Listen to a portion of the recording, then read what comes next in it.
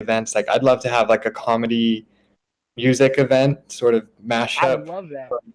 because you need like the comedian to be the MC to kind of like get it going and break the ice and introduce all the different acts. And we had this guy on stream and he's just hilarious. He's just amazing. So will you be the first person to do that, to have a comedian in Decentraland? I don't know.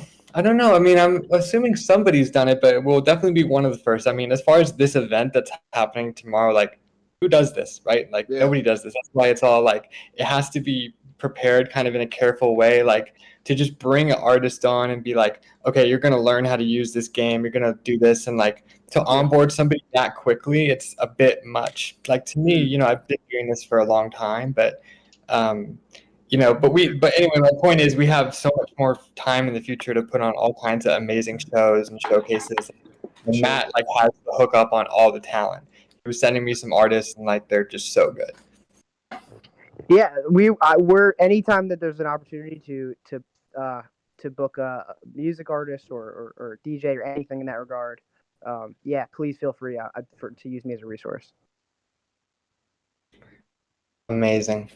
Yeah. So, what else can we talk about? Is there anything you had in mind of promoting right now, Matt? Well, I actually have a question for you guys about a space that I've been really interested in for music, which is the wearable space. So I'm curious what your point of view is on wearables, and also just on wearables in Decentraland, and just the kind of future prospect of virtual fashion. If I can add in something, the biggest thing for me, if you're getting into that, if you're looking to deploy wearables into Decentraland, or are you looking to just like buy them?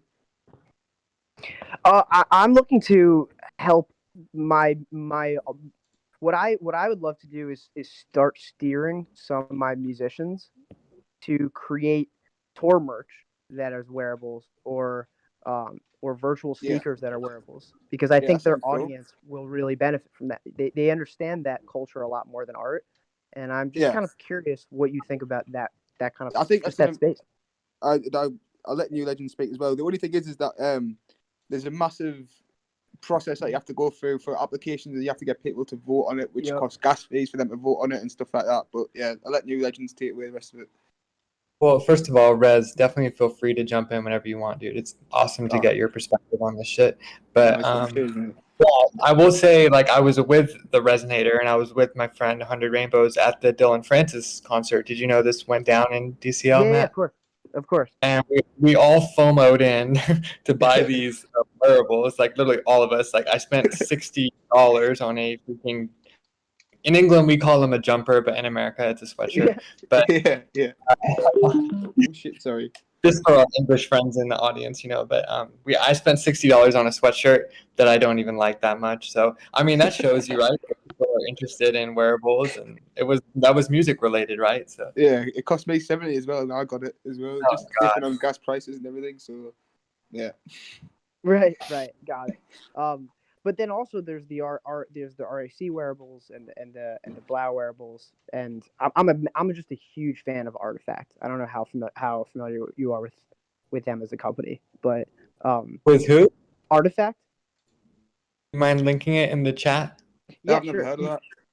They're the ones you've probably seen them here. I'll link them in the chat. You've probably seen them before in where am I linking it? Sorry, which group? So we're in the Decentraland, or you can do it in the live one as well. Okay. Sorry, we have a billion different. They're spelled RTFKT. Okay. Oh yeah, you've seen it before, right? They did the Atari sneakers, but they're like they fascinate me because they make these really awesome limited sneakers that are so that you couldn't make in the physical world. Like you can only make them as virtual sneakers. Like the Atari ones you could play video games on, or like certain ones that evolve with you as you go. And I find that really fascinating, because what I've noticed in my short time in Decentraland is your avatar is basically your profile picture now, right? It's like your new default, like your new profile picture. So so fashion and wearables is like the best way to communicate, your identity and your status, and like what what scene you're in, and I think that's just going to become increasingly more important. I think status for sure, because like I've definitely been like, just because I don't have any of these wearables or these like collectibles, and I've been around people who have like the cool like just exactly what you're saying. There's amazing stuff that people have. Like I've seen someone with a freaking like laser sword. It was almost like it was like an assassin's of like energy blade they had on their hand. I was like, I want that. But I feel like a peasant when I'm walking around in my just regular clothes. They're just the default clothes. So I'm with you on that. Like, got to get these wearables. Yeah, I know it's like a crazy process to get them approved right now, but my understanding is they're working on that. People walking around with just like thousands of dollars worth of digital clothing. But Matt, have you heard about Zed Run yet? Because this is something that we're really into. It's these NFTs, which are like horses, and you can race them and breed them. Yeah. I'd love to hear more about that. Yeah, I mean, we're having a lot of fun with it. I bought a horse off a breeder that I met on a different Twitch stream I was doing, and it actually won its first race. And some of these horses are selling for like $500,000, like, and they're just virtual horses, right? So I can just throw up a little video in the chat right now of my horse winning its first race. So it's really cool. They're sponsored by Atari, I think, or they have like a partnership with Atari. So yeah, my college roommate managed a horse stable. That's what and his horse won the Triple Crown out of nowhere. Are you talking about a real horse or a virtual horse, Matt? Real horse. Oh wow! It was like this crazy underdog, absurd story that was like one of the most crazy moments of my life. I was like with him when it happened. Dude, that's awesome. So I've been sending him this platform for like weeks, being like, you need to get involved in that. Really? Yeah, you should jump on that right now. I mean, who knows what these things are going to be worth in a few years, right? Especially these first ones that are coming out. Apparently, for all my Zed heads, there is a drop this Friday. If you want to spend a few $1,000s on some invisible horses that run around on Ethereum, that seems like, to someone like me, that seems like a great investment. Like, I'm very excited to like put a lot of money into this on Friday, but I don't know about everybody else. But the whole like 100 Rainbows, New Legends combo, we like to explore all these different facets of like the crypto universe, NFTs. So. Yeah, no, I think I'd love to learn more about 100 Rainbows. I'm very familiar. I've been a big fan of. We are waiting for the man himself to return. Fair enough. He's probably just like working on some wires or like patching something. I don't know what he's doing right now. Some tech support to get his stream going, but maybe I could actually spy on him on his Twitch stream right now, see what he's doing. Looks like he's kind of just standing there, like. So yeah, I'm gonna put the link, Matt, if you want to take a peek at the actual stream we're on. You're gonna want to mute it as soon as you load it up, because obviously you're gonna get like dual audio. So that's cool, but that's just the stream. I don't think he must be AFK right now. But so I'm here, boys. I'm just setting some things up in the background, and I've got Nadia, who's a 100 Rainbows artist, who has actually painted the digital NFT and brought it into the real world. So had a bit of practice with her, onboarding her onto Discord, but want to make sure she's quite comfortable because she's all new to kind of crypto and stuff. Like, so I'm here. That's cool. I'm listening. I'm That's just awesome. working away in the background. So random thought that just popped into my head, but we're gonna start our live events now that New York City is opening up events and shows again. Yeah, it's coming back. So I've been thinking about buying some of those electronic frames and just displaying different NFTs from galleries in Decentraland, but at our live events as well. So if you guys if you guys ever want to display any of your NFTs at our physical events, we should. Dude, let's do it. I'm absolutely down. Like the philosophy is really just to get these NFTs in as many places. My NFTs are at the 100 Rainbows Academy, but they're also at a couple different galleries in the game. But I haven't thought about, you're talking about real life horses, real life shows. This is crazy to us because we just live in this. we just live in this Ethereum world, forsaken the normal world. But no, I'm just kidding. But believe me, I'm sinking deeper and deeper into the Ethereum world funny how every day. that's really happening though, and something like Decentraland, when you're talking about the avatars, and you have the avatar, and then you have the environment, right? And then you have like this, what we're doing right now, which is like real friends, like real connections, like real conversations. It's like, damn, like obviously it's not better than real life because real life has better graphics for now, but I mean, not for long. It's definitely better than social media as it is currently. That's how I feel. Yeah, I agree. It actually feels like it's an environment that is naturally social. Like you still get the odd troller, but you're gonna get that anywhere you go. Really, the more people that come, the more that's gonna come as well. But like, there's ways to deal with that. You can just block the person. You're not gonna see them in the chat. You're not gonna hear them. So that's the internet for you, right? There's gonna be one or two grumpy people who got some mean things to say, but that's just mostly people are nice on Decentraland. But I know what you mean. I have met a couple trolls. I've had a great experience. I mean, I've made friends through Decentraland that I'm talking to every day, because it literally feels to me like the best part about Decentraland is it makes me feel like I am a colonist in like the 1700s, starting like a nation. I know exactly what you mean. I know exactly. Like everyone has this weird bond. Where it's like we're all kind of betting on each other for this thing to pay off, and what we're betting on is our ability to build a literal economy together.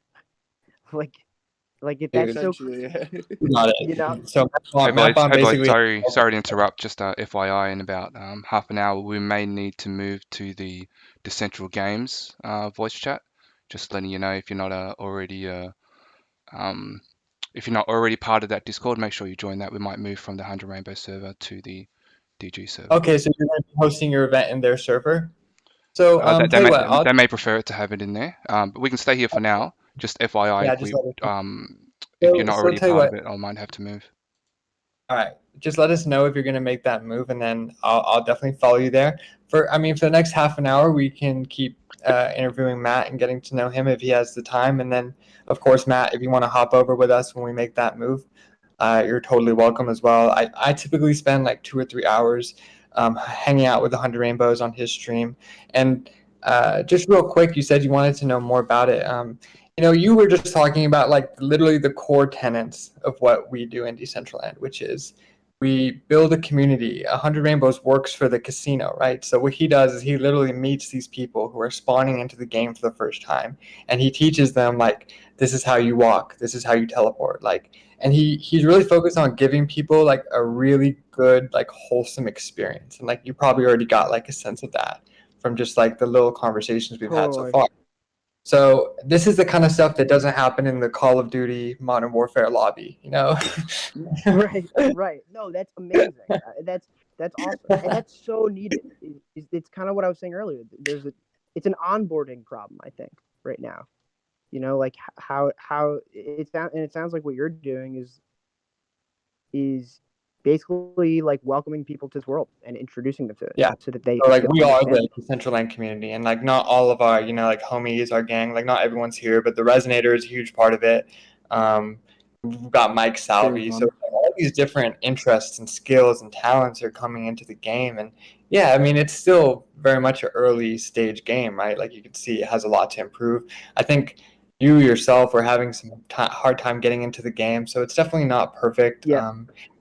As a browser-based game, it is quite accessible, but you're talking about onboarding people. We have this event tomorrow. It's going to be a huge effort just to educate people and provide them the knowledge of how to get onboarded into the game so they can have a good experience in like the most simple way possible. So how do you go about onboarding people into your world, into your treble world? So the best way to do it is through our events, to be honest. And we have very specific protocols where you walk into our events.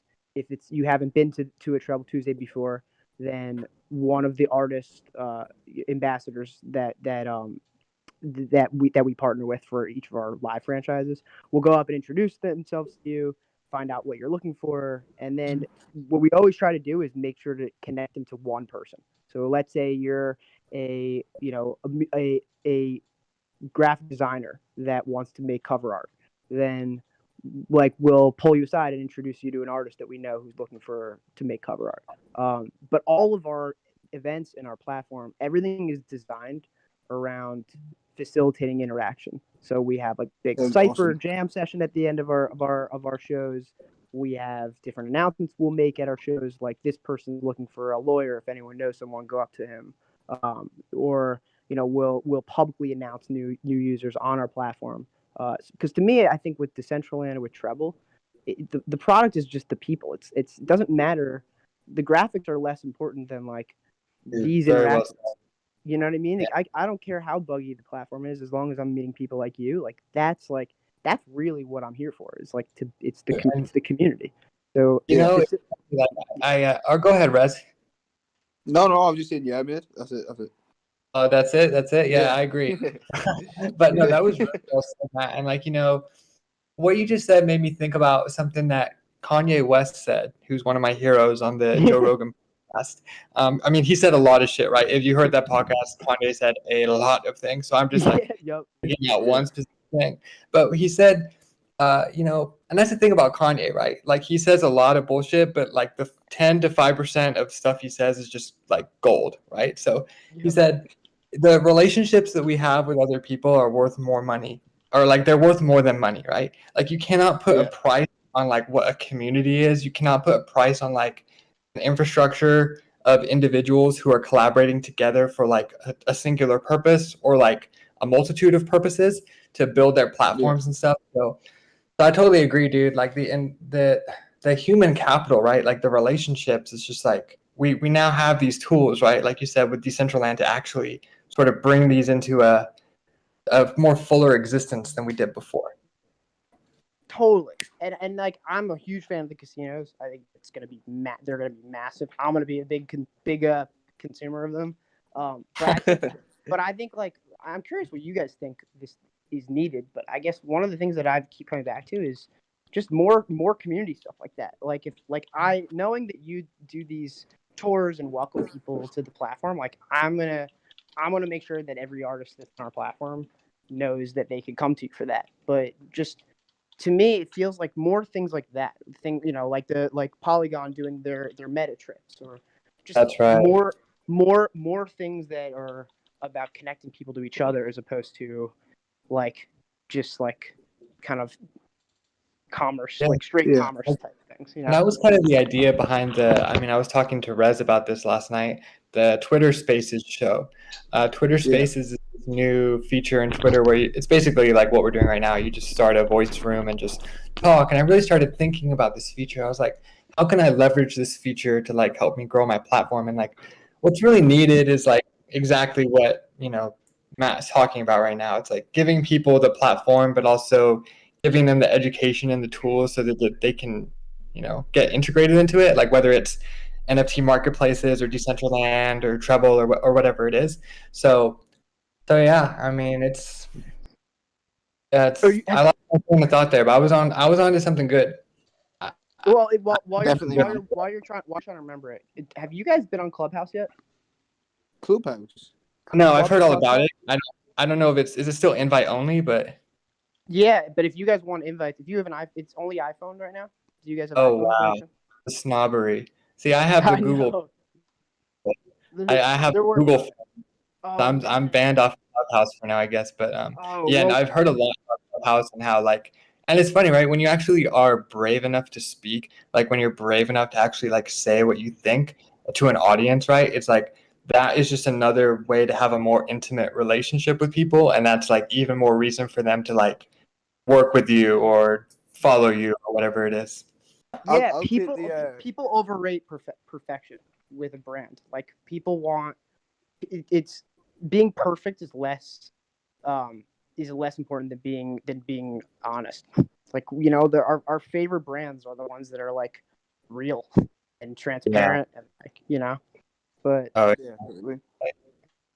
think like branding and how to develop a platform, it's kind of gets circled back to what we were talking about at the beginning of our conversation. Like a lot of artists are really good at their craft, but they're just, I mean, even one of the artists who's in my show, right, for tomorrow, like they are a great artist, they're a cool person, but they haven't really supported me with promoting the event at all. Like, and I'm sure Matt, like you have so many stories of this, like, and I've learned this over the last couple of weeks, right? Like when you're putting together an event, like you have to depend on yourself first and foremost as the organizer, but you inherently will depend on other people as well. And it's like when those people let you down or they say they're going to do something and then they don't, it's like, it's such a pain, you know? It totally is. But the good news, dude, is like, it's the path to this, to creating these kind of communities is inevitably involves doing a lot of things and not getting anything returned, because really it's like a brand is such a stupid word. It's like really a brand is just your reputation. Like that's really what it is. And like at the end of the day, like clearly you guys are building a reputation that's respected and seen. And you know, if an artist doesn't want to return the favor, then that's their reputation. That's their brand that they're building. Their brand has nothing to do with whatever their logo is or whatever. Like not hitting you back and helping you guys out. That's their brand. And your brand is like, they have almost twice the Twitter followers too, and that's why I even picked him out in the first place. But I say that not really just to like complain, because I'm not a complaining type of person, but more so just in terms of like the real nitty gritty of like working with people and like what it takes to even put something like this on. And you know, I'm kind of an introverted person, you know, like I'm not the most like really?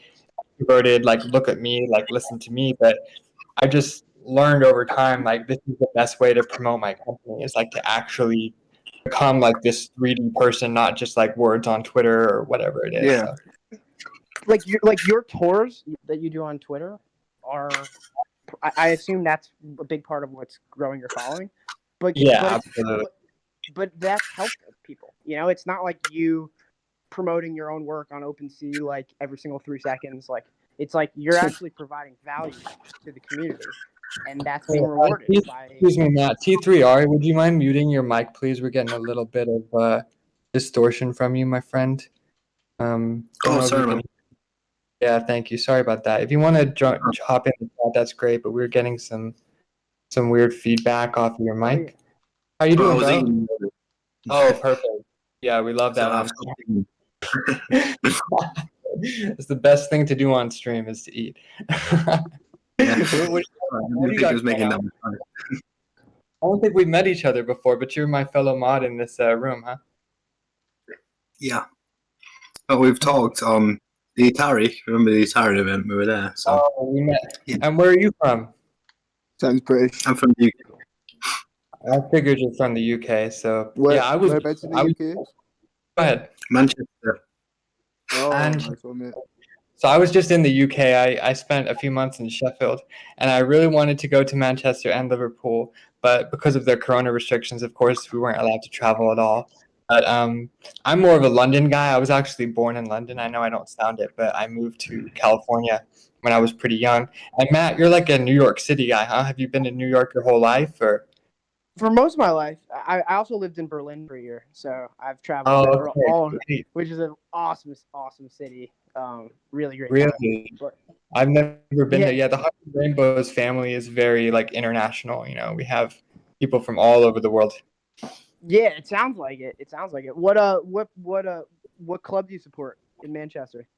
I'd have to say like Manchester United, but I don't really. Yeah, I'll tell you. The worst one. the worst Hey boys, Yeah. Sorry to interrupt. 100 IB here. Is it all right if we teleport into the world and we can kind of just have our avatars standing in a line as we chat away? Can we do that? Yeah, I will join. That'd be awesome. I Thanks, guys. I might have some trouble with that, but that's okay. Don't let me hold you back. No, okay. Involved, Matt. We'll just do it on our end. Yeah, Matt is having a hard time getting into the game right now, so I know we're really busy with the event. But maybe another time we can help him with those issues. Yeah, that's what we do. We do have. Yeah, that's what we do exactly. So found the right that for that. Lifesaver. My Decentraland experience has been limited mostly to Discord. And Matt, if you want to check out 100 Rainbows event, which I just populated into, it looks freaking amazing. The Twitch link is in the chat, and obviously you can just tab between, Discord. And what we usually do is we just have the chat on Discord, and then we the 100 Rainbows Amazon store. I've used it as an additional marketing stream to kind of drive that web traffic that you would traditionally get from, a normal website. But this way, by having a land to be able to provide it sounds like there's an autoplay video at the event, just so everybody's aware. I just had to hop off my real quick, but that was kind of the business pitch as it is. We've all heard it many times, but he's terrific at it. Like he's a real community leader in Decentraland. Yeah, this is. Have you popped in yet, Rez, to the event? Yeah. I'm standing on the place where we took the picture yesterday, mate. Oh, that's right. He was asking me to come find him and stand with him. Where are you guys at? Are you guys in the actual casino or? I'm in the business center in front of the video. Just that's on the stage. Loki Amber. I mean, yeah. Oh, okay. It put me in Fenner Amber. Always Loki Amber. I don't know. Well, let's see. Loki Amber. Where's the business center? Minus 77. Come stand with me on stage, boys. I will. I'm coming. Minus 77. Yes. Hey, T3, welcome. Hey, man. Yeah, I'm just popping into Loki. Here we go. Lucky Amber. Yeah, I love this video up here showing the NFT design and of course, the 100 Rainbows Academy. This is so cool that Decentral Games is kind of supporting you in this. So, I'm not seeing. Is it upstairs or is it on the bottom floor? Oh, here he is. I found him. So there should be a whole awesome area out connected to the casino that is. You'll see the NFT and you'll see a big stage and then you'll see. Great! This is so cool. So yeah, if you guys are watching. So are you in Loki Amber? Yeah, I'm. Do you know the scoreboard? I'm gonna come find you, Rez. All right. Perfect. Cheers, mate. There's a lot of people here, huh? Damn. Yeah, there is. 25 is popping today. It's 56, I think, in total. So you're under the scoreboard. Do you see me, Quizmaster? Oh yeah. Yeah, I see you, bro. Follow me. Nice one. I'm just gonna just do a little voice on the game right now just to let people know. Yo, what's up, everybody? We're gonna go check out the 100 Rainbows event and situation over here. If you guys want to join us. All right, let's go. It's so cool. I'm just looking at the bids here on the auctions. We're already up to 0.0276, so $95 for the first NFT, which is really cool. Another 2 and a bit hours to go for the auction. Great. So we've got plenty of time. But, so when is Nadia coming on Rainbows? She'll be coming on in another 5 minutes, hopefully. So, yeah, she's pretty new to the whole kind of online community and space, and I was kind of helping on board her with Bitcoin and stuff. So, oh great! But she'll be here soon. So do you have a minute to tell Matt about 100 Rainbows and just give him the quick little elevator pitch? Yeah, no worries. So you might have to listen to me kind of say it again, but in a nutshell, 100 Rainbows is our philosophy is that ideas are easy, execution is hard. What that means is that it's, in my opinion, relatively easy to come up with an idea. If I gave you a pen and paper and I asked you to give me 10 ideas about the sky, you could probably do that. But then it's another thing to kind of turn that into action and manifest that into reality. So the 100 in front of the rainbows is to remind us that sometimes we need to be a bit technical and quantitative to bring our creative ideas into life. And to kind of have that happen is 100 Rainbows is the first Amazon brand inside Decentraland. So that means that we're trademarked in both the United States and Australia, and we're now venturing into the NFT space. We're in arts and crafts in terms of our niche, because when you start a business, you can obviously decide to do anything from a product or a service. You can sell whatever you like, right? Fidget spinners, t-shirts, CDs, but we chose to do something that we felt was actually a little bit more difficult in terms of paintings and paint by numbers, because our goal is to help humanity with mental illness, and we would like to do our little part with our kind of art/business initiatives, because we think that the physical world is there, it's great, we live and breathe in it, but we think that the next shift for humanity is a digital one, and that's going to be difficult if our mental health isn't there Right. as a species, as as being humans. So we want to do our little part to kind of to help us along the journey. That's amazing. So Uh, I'm very passionate about mental health and wellness. So that really resonates with me. What kind of things do you do to kind of in that pursuit? Like how do you guys are you guys focusing on kind of bettering mental health through this Amazon store? Yeah, sure. So by background, my partner is a psychologist, and the first thing that we needed to do was to, especially, we realized that during COVID, a lot of people were, feeling stress and being kind of not used to being locked down for such long periods of time. And if it's only a Google search away to kind of understand the amount of people that have been hurt with stress and anxiety.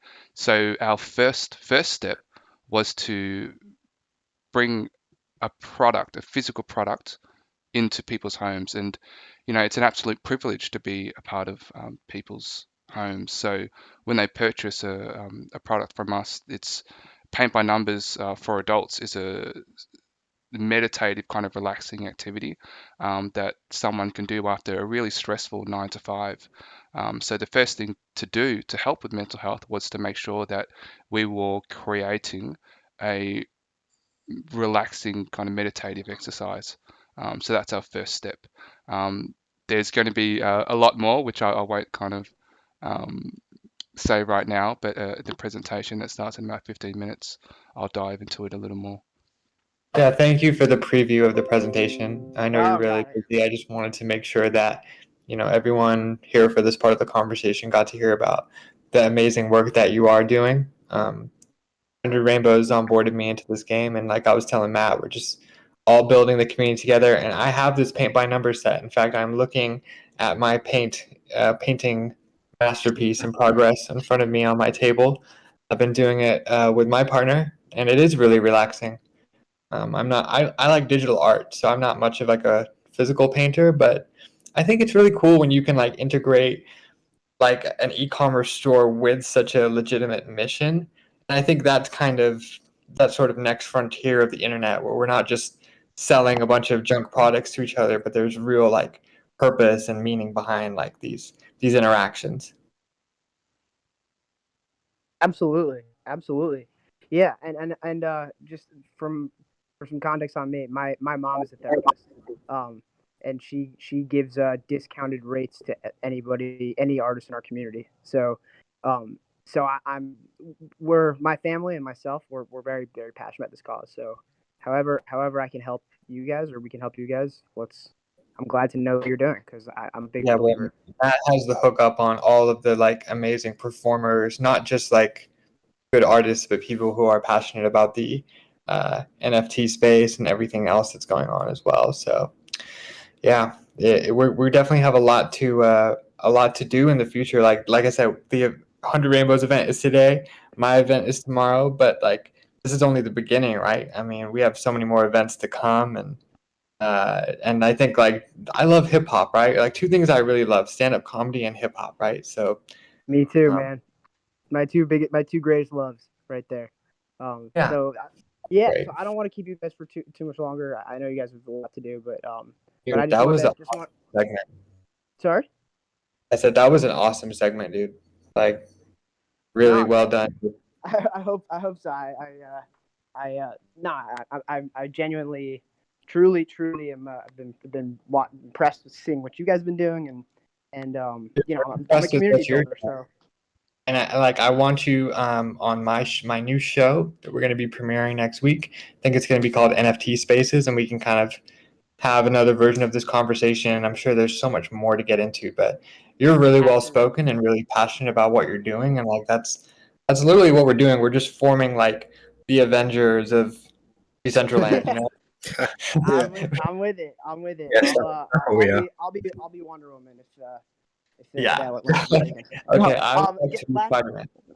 The last quick thing I just want to let you guys know, if anybody does have an iPhone and is curious to check out Clubhouse, because they really do. Please, mate. Yeah, just text me, just DM me your number, and because I have like 7 invites randomly for Clubhouse, so yeah, I'd be happy to invite you. It's a really cool. I think you guys could really get in front of a lot of people. There's a really active NFT community. Yeah, I've heard about it. Okay, I got to get an iPhone now. But Matt, thank you so much for coming on. I'll be in touch about everything else. I'm going to take a break from the stream right now, and then I'll be back for Nadia's appearance in a little bit. Okay, guys? No worries. Right, good luck with the show tonight. Okay. I'll be in touch, Matt. All right, bye guys. Bye-bye. Thanks, Matt. See you later, mate. It's pretty cool. I like the video, 100 rainbows. Thanks, mate. Appreciate it. There's always a lot more that you kind of feel that you can do, but if I fell into the trap of being a perfectionist, nothing would have been done. So I had to get that moving. Yeah, it looks good. Thanks, man. I haven't actually watched it yet. T3, check it out. If you can get through the first, I'm checking out. If you can get through the first 40 seconds, I promise it's worth it. Or is it like rush? Is it rushed? Is that what you're saying? Or is it because No, probably one of the weaknesses. One of my weaknesses is perfectionism, and that can lead you to procrastination. So I try not to be a perfectionist. I just kind of, once it's done to a standard, I'm like, okay, that's okay. We can improve it later. yeah. That's right. It's like, well, everything's an MVP, right? So. Wait, so the Decentraland games just own these? I couldn't find them on the guild before, so I think they. What's up, mate? No, I was talking to I was saying the poker tables. It seems like Decentraland games own them, and you can't use them. We were talking to a guy yesterday who said he leases land in the casino or in the casino's area or something. He's got like a lifetime lease for it. Who? I think it was Princess Rose, maybe. Princess Rose. Yeah, he came to one of my events. Actually. He's in my Discord group. He's a pretty. I've never really talked to him. He seems like a cool guy. I'll message him now. Yeah, he's doing it. So what part of Manchester? Salford or what? Salford. Yeah. Oh, nice one, mate. Do you know Jordan McCann? Jordan McCann. The rapper. Is it McCann? I don't know. Is it a rapper? Yeah, from Salford. Oh, no. I mean, I do like rap, but I haven't heard of him. He's got a fire in the booth. He's got a who? A fire in the booth. A fire in the boot? What do you mean? A fire. Oh, do you not know what fire in the booth is? No. Charlie Sloth. Oh, well, it's like, he gets all, like loads of really big rappers on from the UK and just gets them, like, perform on his, little, it's like a BBC One segment sort of thing. And he's, like, the host of it. And he gets, it's really, really good, mate. Like, Bugsy Malone's on it. There's loads of people. It's really good. That's pretty sick. That sounds sick. I think really? I got Drake on it. Yeah. And the lad from Salford on it as well. And he said, I think Charlie Slough said it was the best fire in the booth that there ever is. He's had drip and everything. Sounds pretty good. I mean, I don't really watch BBC anymore. Like, I just watch, either stuff on Netflix or watch cartoon online. So it's usually stuff on the internet, really. So I don't really sit down and watch. Oh yeah, I was just gonna look it up on YouTube actually. Yeah, it's on YouTube. Yeah, there's another really good sort of similar thing called Plugged That's In. the only place I'll probably watch it. Yeah. Do you like drill, or do you like just rap or drill, or what? Just rap. I don't know what drill is, to be honest. Oh, fair enough. It's like the biggest scene for rap in the UK at the minute. All right, so it was like grime used to be, but not rap. But, Yeah, that's exactly what. Yeah, it's like another variation of grime. Faster. Yeah.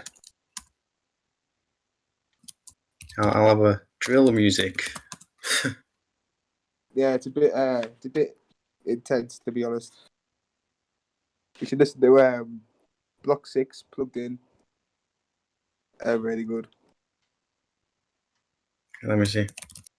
Maybe I don't understand. It's not the best drill. It's not the best drill song to listen to if it's your first one. But yeah. Go block DJ. Block 6 Plugged In. Block 6 Plugged In. Yeah. Hey boys, I'm going to jump onto the voice inside Decentraland just to kind of see how we go.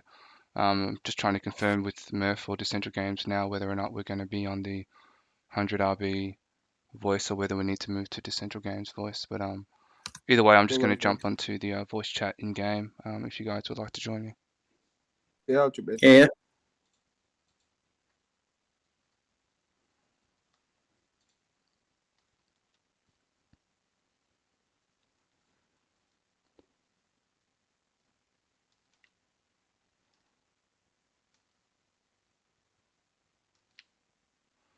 Hey, hi everyone. How are we?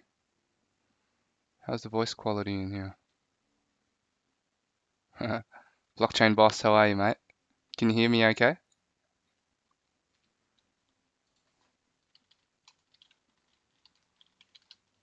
Hello, people. Yeah, brother, I got you loud and clear. Beauty. Thanks, mate. Awesome. I think we're just maybe waiting for Murph. Big night tonight. Yeah. No, it's good. It's been a bit of work that's kind of gone in the background and put this together. So really excited that Decentral Games were able to help support this. Happy for you. Thanks, mate. Appreciate it. Oh yeah. Appreciate it, man. So yeah, I'm going to give a bit of a kind of presentation soon, but I think we're just working on whether or not I can share screen inside the Decentral Games voice chat or not. If that doesn't work, then I guess there's the 100 Rainbows one, but I'm sure that Decentral Games would want to use their own server, and kind of I'm happy with that. Just waiting on the green light.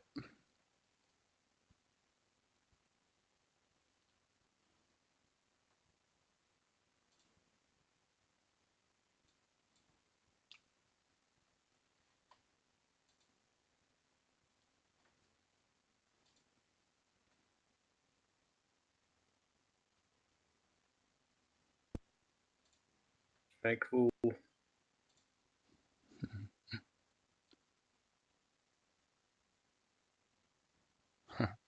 Hey, Stony Eye. Yeah, 100 Rainbows. I've seen you working on the colors for your Bitcoin tree on YouTube. Yeah. Hope you liked the promo video.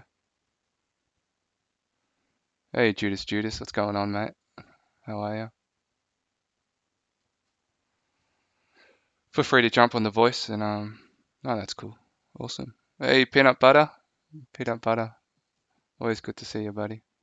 What's going on? 2-3, McKay. Who else we got? The Collector. Where's the video? I can't see the video. Oh, the video is in the actual business center. So you need to go down the corridor and to the left.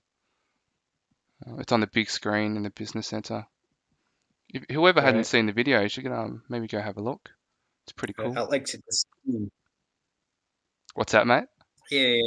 I'll have a look now. Come back in about. Yeah. Yeah, I'll have a look now. Yeah, cool. When's you gonna start speaking? We should be starting in about 5 minutes, I reckon. I'll do it quickly.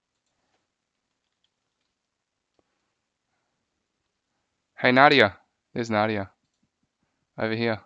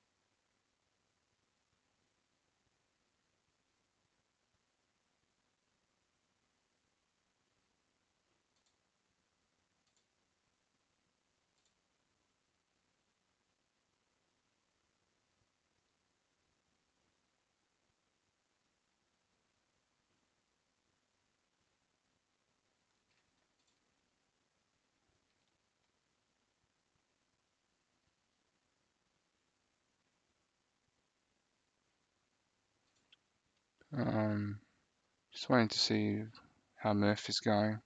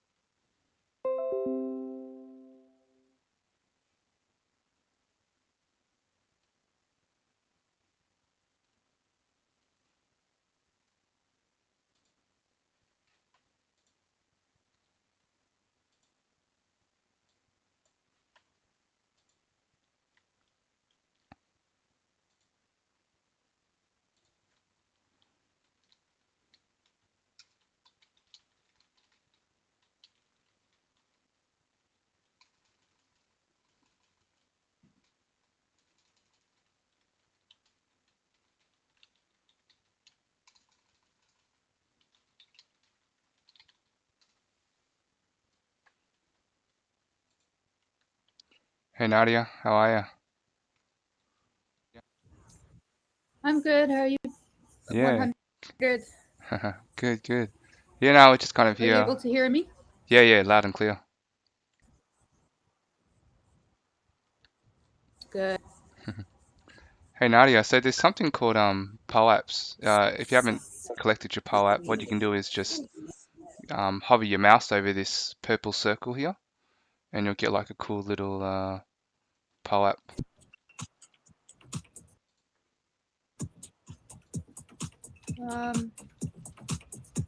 What circle? It's all right. 1 second. POAP?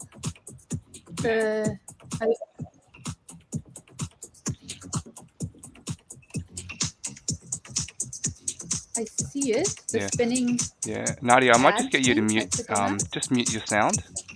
So in the bottom corner there, you got the your settings wheel. Just click that, and you can turn your sound off.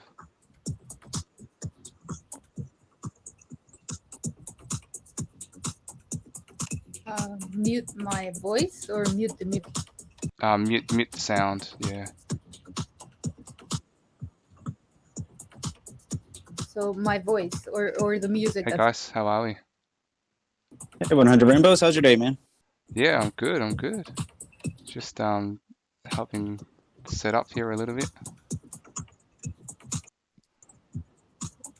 Shall I just start to ask people to kind of join the Discord here? Mm-hmm. Cool. It's fine. Hey everyone, we're Yeah, I about to figure we can start. do that and then answer questions. You can talk to, the project, and then, tell people that they can watch the video and stuff like that. Oh, beautifully, beauty.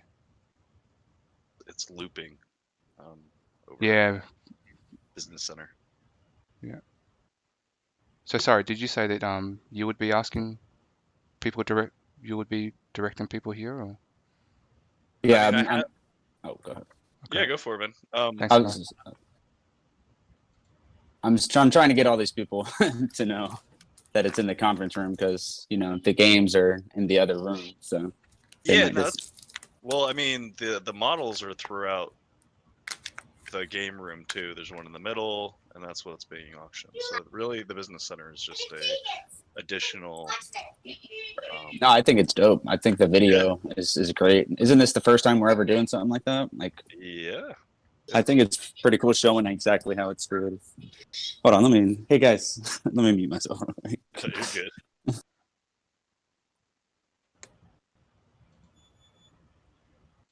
It's new legends. So you like the setup, buddy? It's like good. So you like the setup is like awesome. Hey, it's so good. I'm so stoked how it came out. I'm glad you like it. I'm gonna do something about that black background, but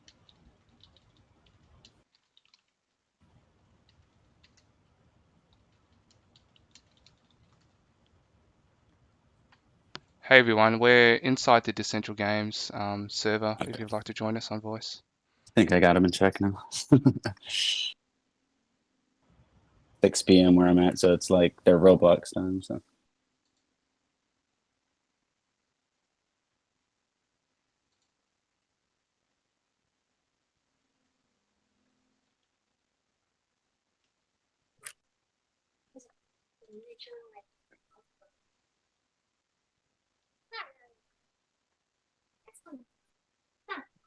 welcome. We're going to give people some time to join, and then give the floor to 100 Rainbows. Brilliant. Oh, cool. Is everybody just hanging out around you? And that's awesome.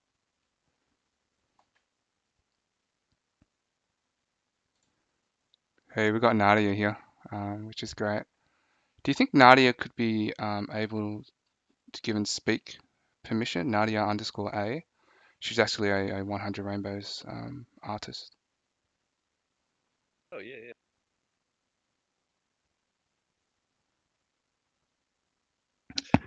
And you should be able to, if you right click on anyone. Oh, right. You just put it, invite to speak. Oh, yeah, brilliant. Okay, thanks, mate. Yeah, no, so people have questions.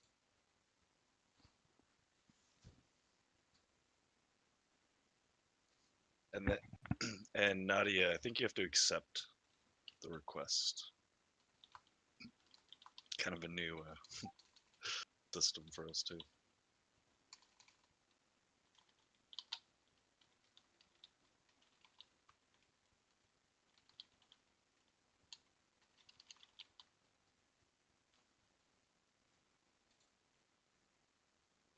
Funny, everybody's in world, like it looks like they're all staring at the Pope machine. It is a good Pope, Murph. I was so happy with the Pope. It looks so good. Oh, yeah. That is all Manamanius. Manamanius. AKA Sly West. Yeah, he does some amazing work. So good. Hey, Nadia, how are okay, you? I think you can hear me now. Yeah, loud and clear. Good. We'll get started So in a what few is minutes. it supposed to do with the Pope machine? Ah, yeah. So with the POAP machine, you can just there's like collectible pictures essentially, and you can walk up to it, and there's like a purple button, and you can press V to go into first person, which might be easier, and then you just hover your mouse over the purple button, and you'll be able to click on it, and it will send something to your wallet, which I can show you a bit later. But just make sure you click it. And you can see it on the account page on our website, or if you go to the app for the POAPs. What's up, Sauce? Rolling in a little bit late. How we doing? You know, just getting comfortable and ramping up. We haven't really started yet, so you didn't miss anything. Yo, hey mate.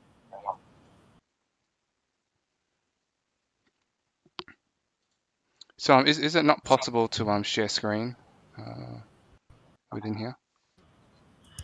I don't think I can.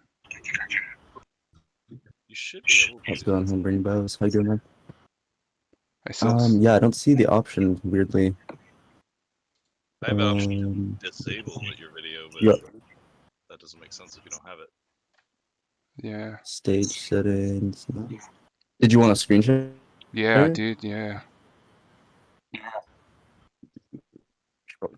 Otherwise, I could stream it to Twitch, but there's a 5-second delay. But you know, I can deal with There that. should be a way. I feel like. Maybe if we do like a regular voice call, if we all switch over to like the regular voice call, because I know this is like a special speaking. Oh, you know what? I think if you stream, I just have to do watch stream. Yeah, I can just stream it as a backup. Should I send you the stream, Murph? Which TV / Windows? Yeah, I think everybody could just right-click on your profile and watch stream. Yeah. Yeah. It opens it for you. Boom. What? Yeah, that's. Oh, okay. Right. Anyway. So is it just the blue square that I need to click on with the mouse? Yeah. Just with your little pointer and. How do I know that it's been done? Is something supposed to happen? Yeah. At the bottom, it'll say POAP sent to your address. How do I know that Or it's if you been done? click on it a second time and you get an error that tells you you've already got it. It'll say. I don't think I got it then. How do I know that Or it's if been you done? click on it a second time and you get an error that tells you you've already got it. I don't think I got it then. How do I know that it's been done? Okay. Yeah, I don't see anything. I don't see any message.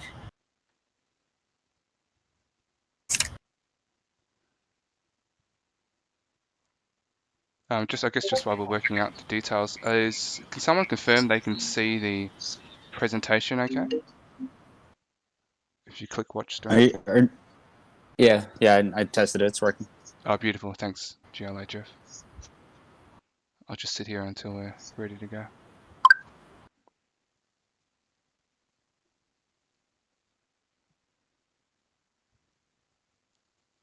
Yeah, Patrick, I don't think that I am doing this right. That's cool. So what I'll do is I'll send you a Twitch stream, but I think you just had to right-click my profile and then watch stream. And I'll bring it up.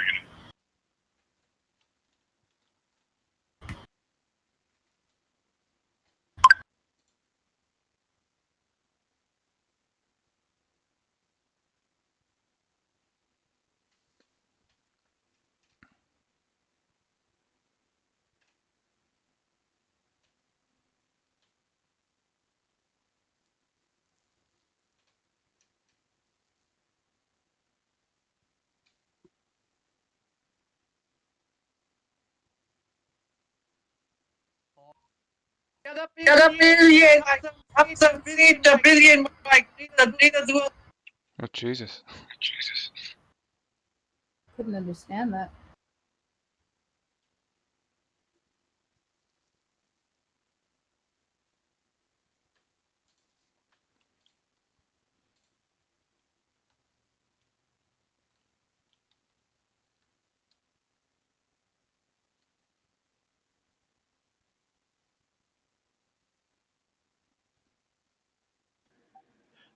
Are we only bidding in Ethereum?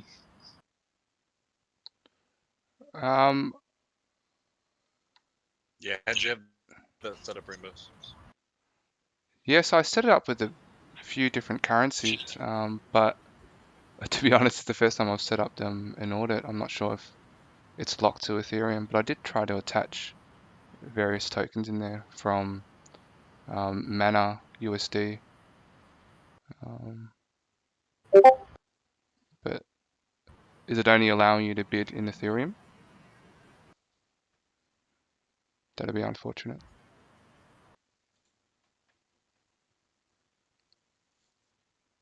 I think Yeah, so. I'm only getting wrapped Ethereum.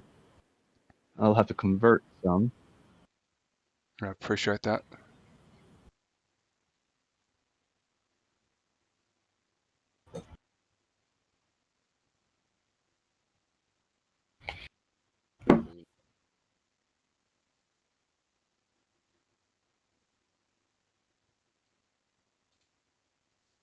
So what are you trying to stream? It's a PDF. Okay. So apparently you should be able to see it if you're watching my stream.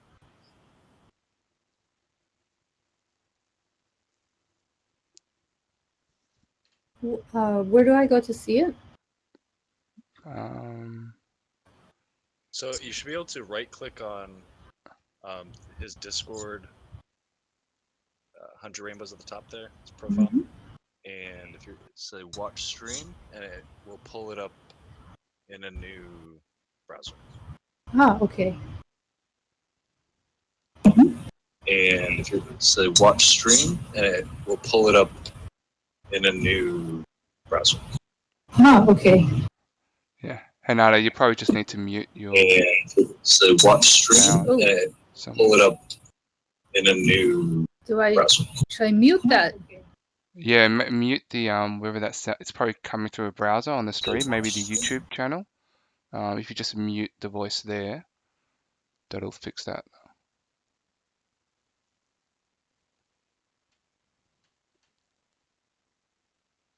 Sorry, Patrick. What did you say? I keep on. That's okay. It looks like it sounds okay now, but you can just mute the stream. The stream? Yeah, which I Yeah, I think you've done muted now. the stream. Yeah, I did that. Beauty. Hey, what's up, everybody? Congratulations, Rainbows. This is your first auction, right? Yeah, thanks, Peanut Butter. Appreciate it, mate. Pretty pumped. Oh yeah, man, pumped for you. Thanks, man. Yeah, no, I'm pretty excited to show everyone what's kind of coming, and yeah. I think we just cheers. Yeah. I'm not sure when we should get started. Maybe maybe I'll just wait to maybe Murph. Or...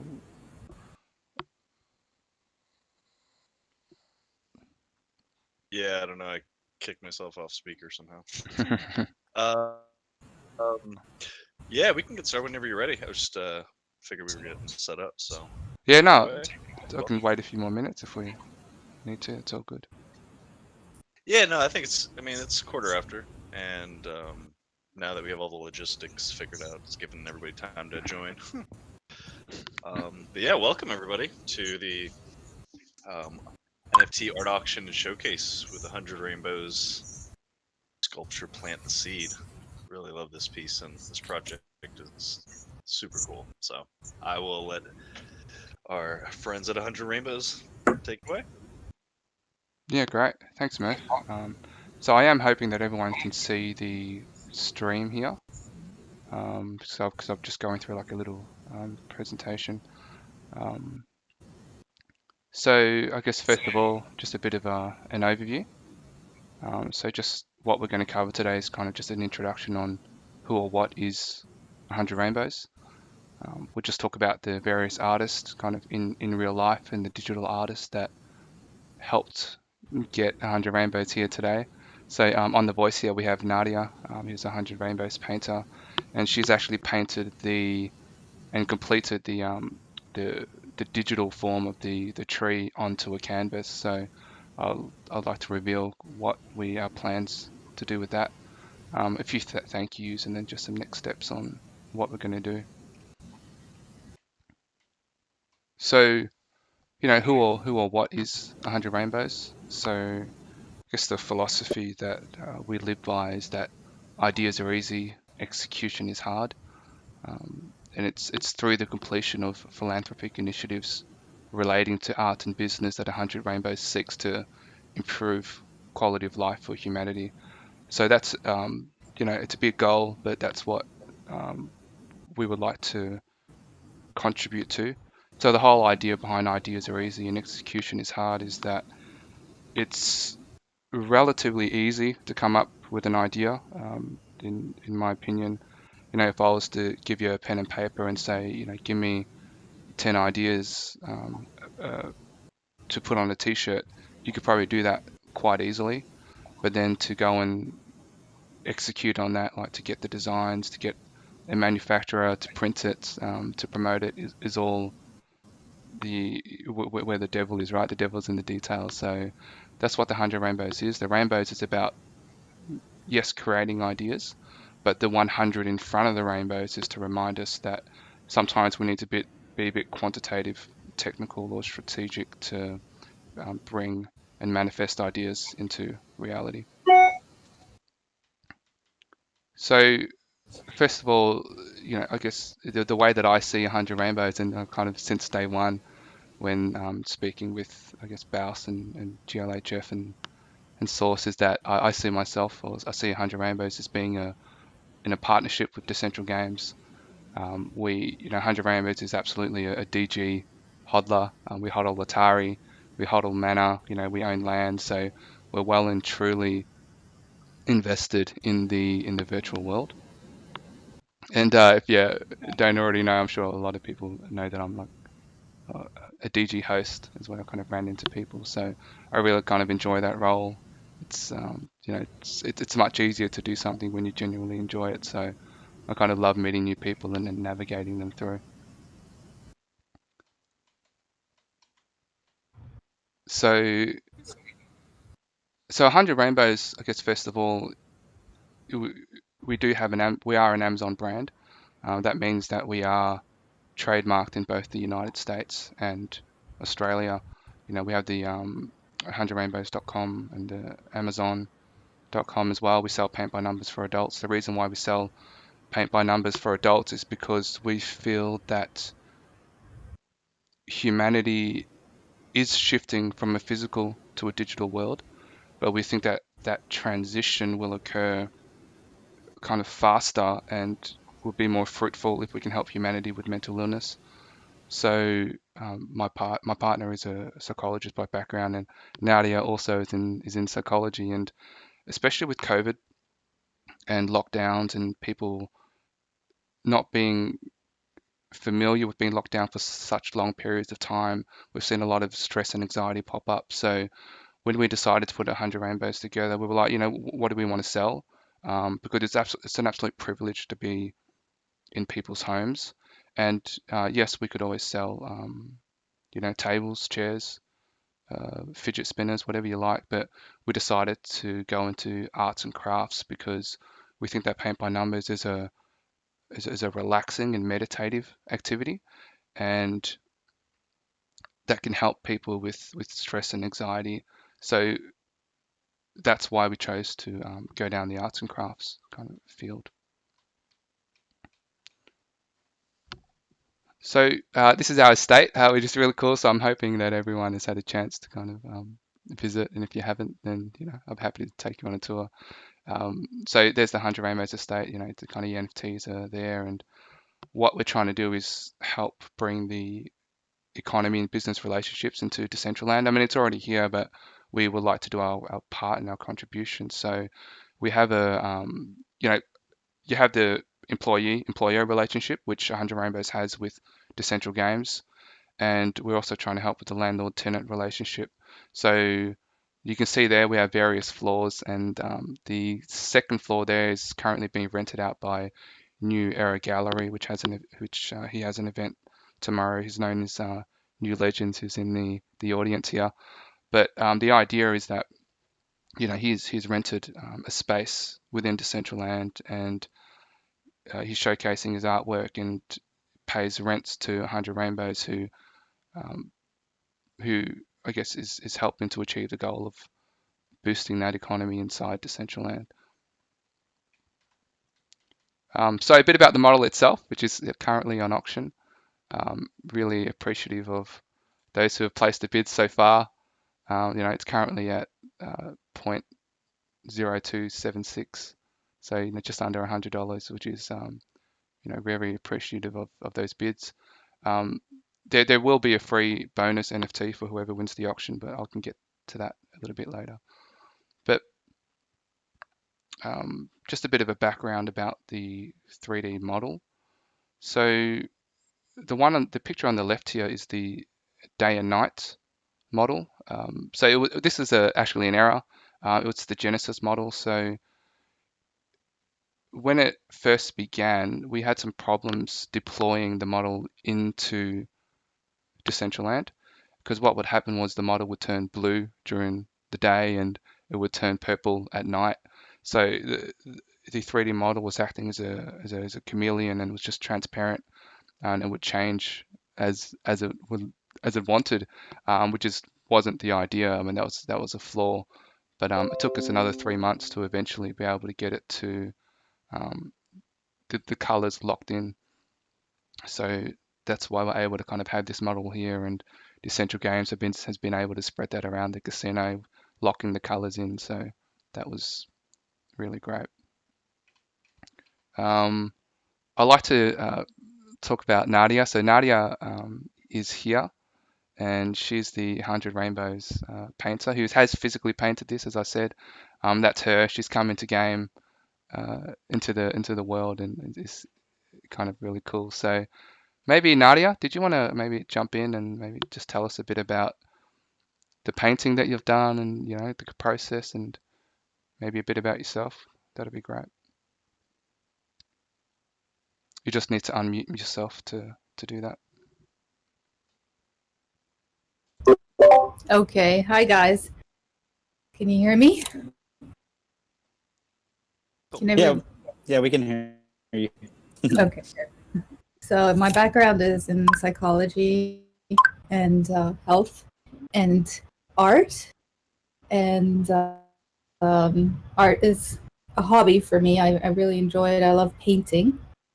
I use acrylic paints.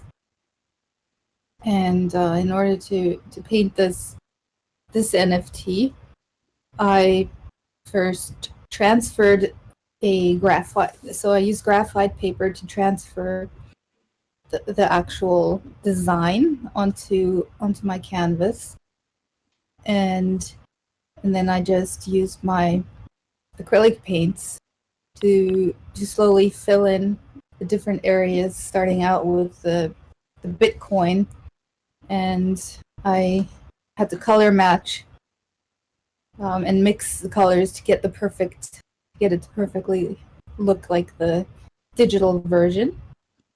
And it's quite a long process because you have to be very careful and detailed. I wanted it to look as realistic as possible. I wanted it to really match the digital design. So it's a very detailed process that really does take some time. But the final product, I think, turned out pretty well. Yeah, I think it looks amazing. Well, thank you. I appreciate that. So if you guys have any questions, I'd be happy to answer them.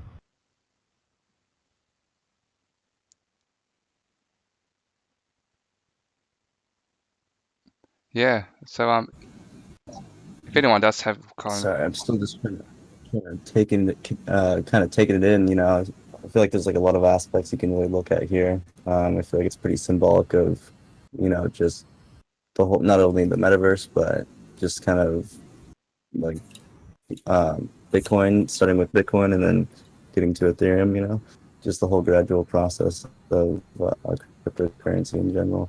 I think it's really symbolic and kind of portrays like a lot of meaning, especially with the colors too. Appreciate that, Source. How long did it take for you to make this piece?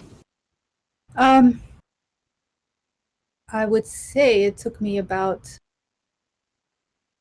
20 hours of pure work, but of course I didn't do it straight 20 hours. I mean, this is over a period of about 2 weeks that I worked on it. And I think that the total was about 20 hours. Yeah, we're talking about the physical painting of the canvas that Nadia is talking about. Yeah, the physical paint. Yeah. Okay, I was gonna ask if it was a canvas or not. How long did it take to create the NFT? The NFT, it was a process and a journey, but it probably took us about maybe 4 to 5 months to put it together.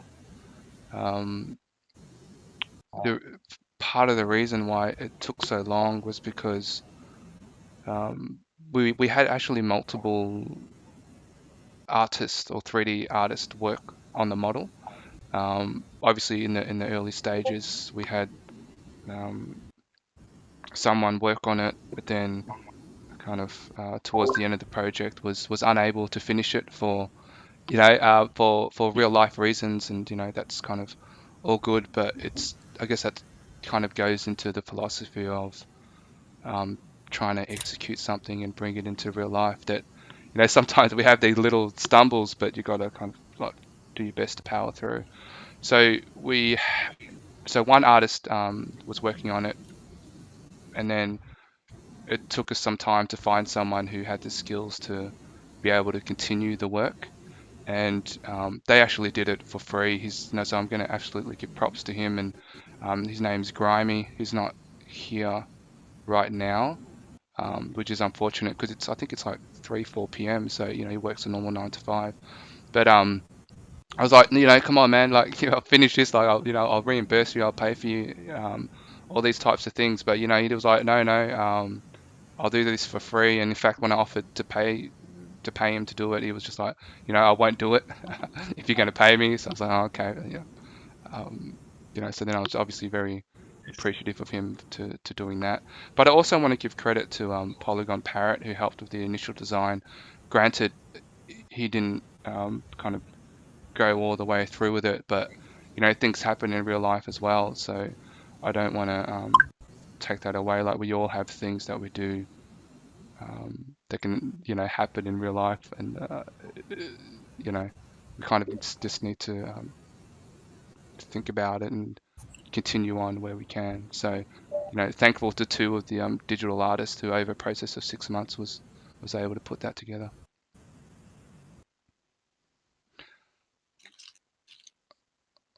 It sounds like you had a whole entire team to get this thing going. I did have another question. Please. So you're only making 100 of these, and there'll be 10 different versions, correct? No. So half correct. Yep. So thanks for the questions. So it's 100 Rainbows will create 100 NFTs like ever. That'll be our legacy. But there'll only be 10 trees. So we're going to do them in separate series. So series 1 is plant the seed, and that's where you see the 10 NFTs. I think if I change tabs, you're able to see my screen. I'll just move over. So yep, so there'll only be 10 trees, and any kind of profits that are made from these 10 trees will be used to create the second series, which will be another 10. So there'll be 10 lots. The second series we're discussing what we're going to do, but it's most likely going to be a wearable that of some kind once these 10 trees are sold, because we think that it's important to be self-sufficient. So I guess it's one thing to everything needs to start off at a loss, I guess, when you're starting something. So of course, if I had to inject some of our own funds into getting this going, and that's where you take risk, but also where the early adopters kind of they take the risk but get the rewards as well. So we hope that the kind of funds that come here will help fund the next NFT, which will be wearables. Then the next 10 after that, not sure. It could be a piece of music. It could be really anything. We don't know, but what we absolutely want to do is the people who are kind of own these to be part of the journey, because maybe they want to say what the next 10 should be, what would they like to see. But when I guess when you purchase one of these, you very much become a part of the 100 Rainbows Academy. Does it help clarify it? So, Dude, 100 Rainbows. Yeah, mate. I was just gonna let Dorian. Is that all good, Dorian? I have one other question, but please go ahead, take it, because I can. Let me just pop in real quick. I just remember talking with you about like I want to say like a month or 2 months ago. Yeah. About this whole like concept idea of just auctioning it off and like how you wanted to go about it.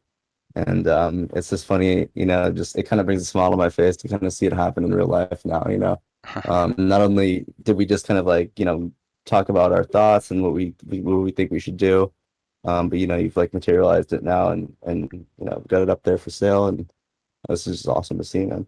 Thanks, Source.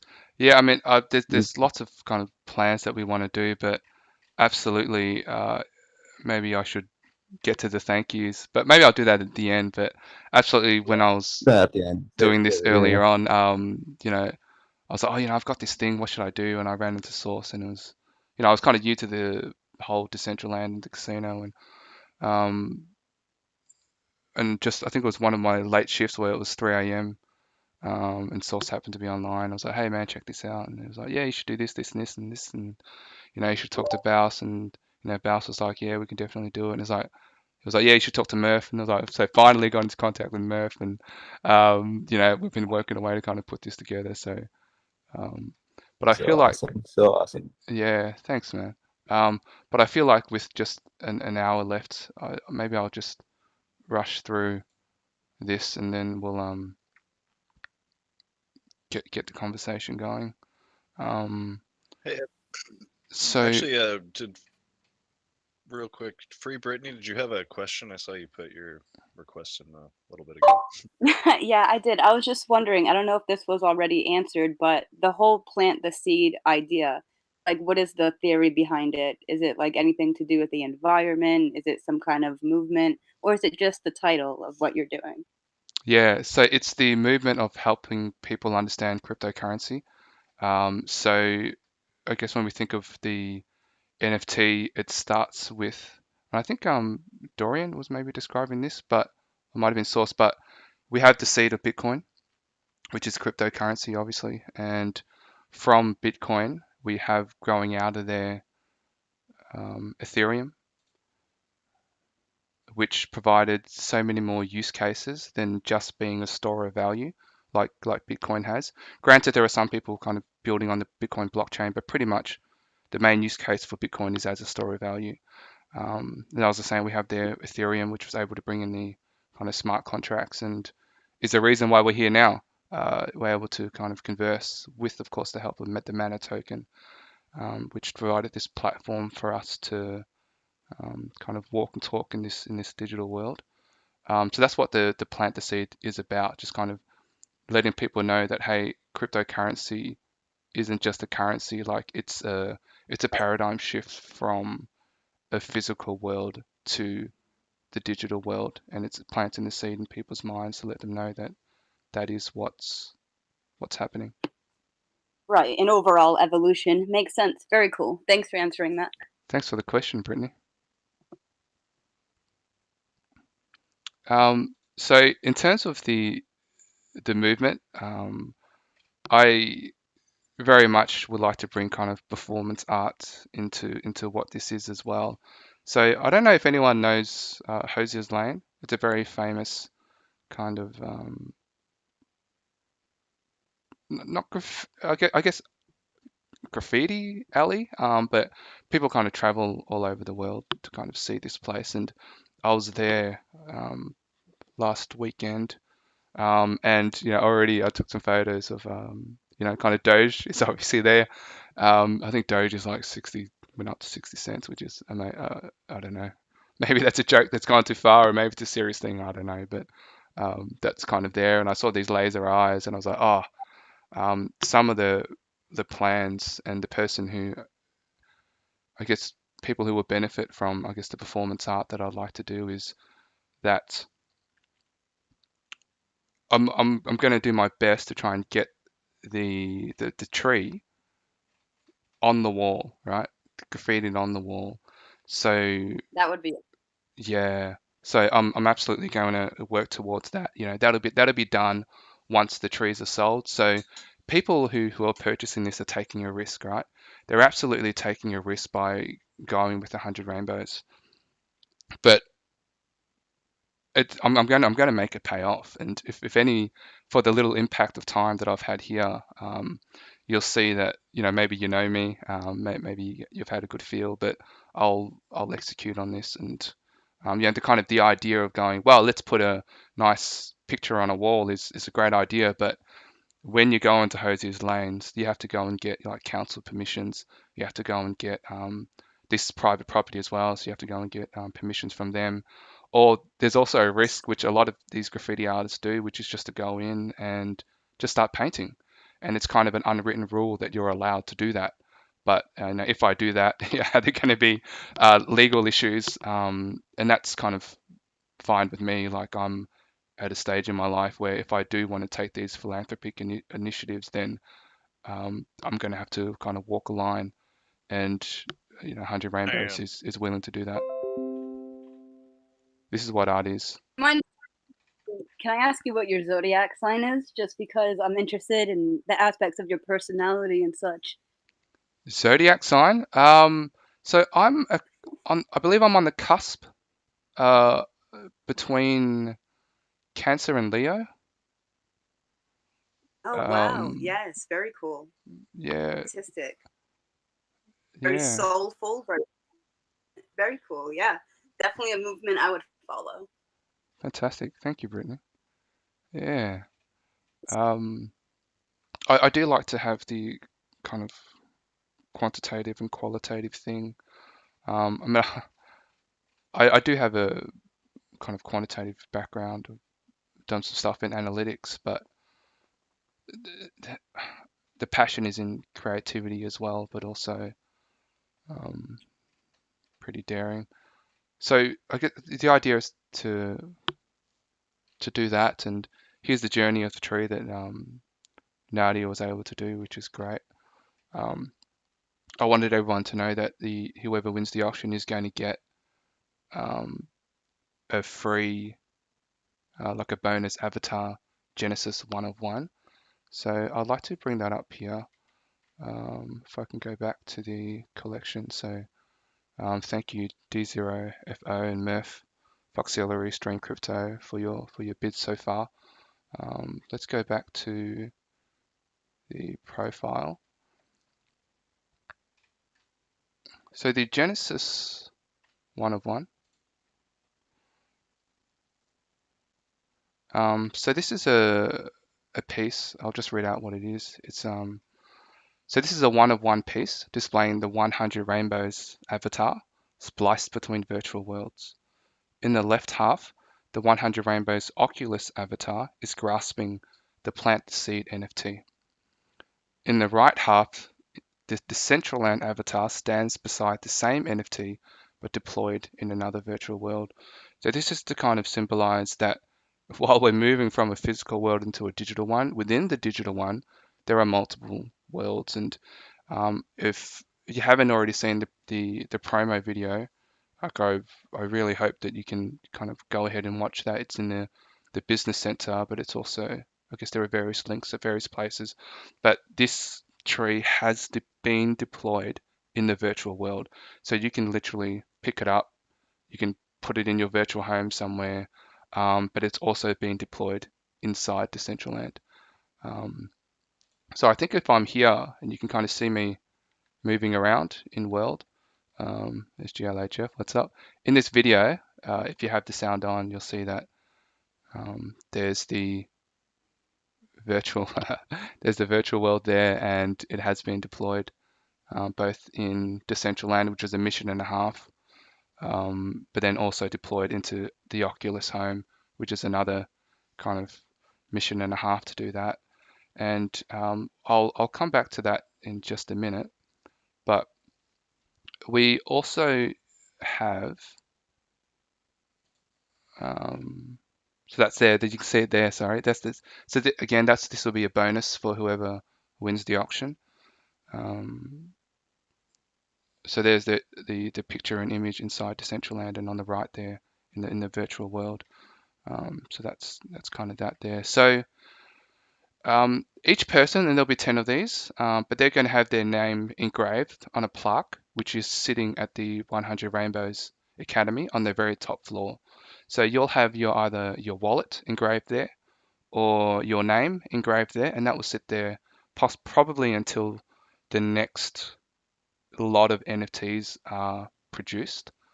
So you really are etched into the 100 Rainbows Academy, and as I come through in this legacy, and as we really this time on Earth, or in this time in Decentraland, we're hoping to bring in people into a better world, and maybe a better world is a digital one that kind of is a really just a movement of energy from. It's a shifting of energy. That's what it is. So I wanted to also say that with the physical painting that Nadia has made, so this physical painting is also going to represent the first 10 people who are part of the academy. And how we're going to do that is to so the painting's not finished. The reason why it's not finished is because it doesn't have the names of the first 10 people. So you're either going to have your wallet, if you like, or whatever symbol you like painted onto the picture as well. And then this picture will either be sold or we're going to burn it. Like literally burn it. I was inspired by Banksy and what he's done. So here on the right, he was, I guess, the first one to kind of symbolize the burning of artwork to give life to digital art. And it might be possible that we burn this after the first 10 are sold. So yes, there's a risk of you, I guess, buying the NFT and kind of loving the piece for what it is. But, do you think the performance art of burning the physical painting is going to increase the value of your digital art? He thought so, and Banksy thought so, and I think 100 Rainbows thinks so as well. But we're absolutely playing up with possibly burning it next to the artwork. Once it's up on the wall, and we do our, I guess, kind of filming that we need to do, but also burning the canvas, which is currently in the USA. So we'll have to get that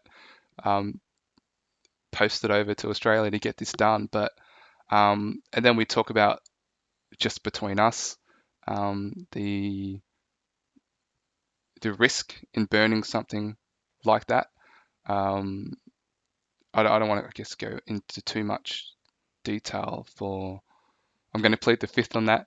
But we're going to do what we need to do to, one, of course, bring value to the digital artwork, but to go ahead with our philanthropic initiatives, which is about art and business and the combination of the two. So what happened was a bit of a story. This is the art attack. It made the kind of the news, where there was some activists or artist activists who went into Hosier's Lane, and they just got paints and they graffitied it. Oh, well, then they just got the raw paint and sprayed it all over the alley. And so it was all over the beautiful artwork that was there. But this alleyway, Hosier's Lane, is also about performance art. So these guys were, the police were after them because there was an accusation that this wasn't art, that art is not about destroying artwork, but is about just kind of putting up a pretty picture. And for me, I don't know what their goal was, but I would consider it art. That nothing in life is forever, and nothing on this graffiti wall will last forever. And the whole idea of the wall is that it evolves every 2 or 3 months. So every single picture that gets painted inside this alleyway does not exist for more than 2 or 3 months. So someone will paint over this, someone will paint over this, some of them will paint over this. And if we put the Plant the Seed NFT up there, someone will paint over it. But we'll be sure to capture it. But once it's up there, do I go up there physically there with an easel and this painting with the 10 people who I have purchased it and burn it to bring life to it? And these guys made the news, and there were lots of kind of controversial issues. But if that's something, am I willing to do? Like, if you want to change the world, are you someone that's willing to break the law to do so? Possibly. We'll see. But I'm absolutely inspired by what Banksy has done. I mean, here, if you haven't seen the YouTube clip, was a market stall of Banksy's work, and he these were selling for $60 a piece as a market stall. So, what this symbolized to me, if you haven't heard the story, it was just some guy. He had a bunch of Banksy's work. They're actually worth like $20,000 each on average. They were selling for $60 each. So, but it didn't have the ambience of like an art gallery that you walk in and you see all this beauty and stuff, but was instead positioned as a market stall. And so what this did was, while his work was being undervalued, people that were buying it genuinely loved it. They loved it, not because of the price tag, because we have an affluence of wealth with certain, I guess, demographics, and sometimes the artwork is just meant for them because they're the ones with the means, right, with the financial means to go and have exposure to this. But what this did was make it feasible for someone to own a $20,000 piece, but without them knowing, and purchasing it for only $60, not because of the dollar value, but because they genuinely loved it. So 100 Rainbows is absolutely inspired to kind of do this. So I might just quickly just do some thank yous, and then pause for questions and conversation. I would like to kind of have this flow, but thank you so much to Murph for putting all this together. Like, I know we've had like 2 or 3 meetings, and I think when I kind of talk with you, we go on for like 3 hours, 4 hours. I think we could go on longer if we wanted to, but that's just kind of how it is. Yeah, it's been great, man. I appreciate it. I'm glad we got this launched. It looks amazing. Yeah. Thanks, man. Yeah. Stuff. Awesome work. Thanks, mate. Obviously, big thanks to GLHF and Source as well, who the guys at the Central Games. GLHF, or the first person I think ran into. I saw this host job on Twitter, and I applied for it, and it was kind of the first person that I ran into, and sent me a message one time. I was like, do you think about YouTube, doing some YouTube stuff? So I'd never really streamed before, but in the last I think maybe 2 weeks, 3 weeks, I've been doing it every day. So learning a little bit more about that. So thank you so much for that. And kind of Source as well, who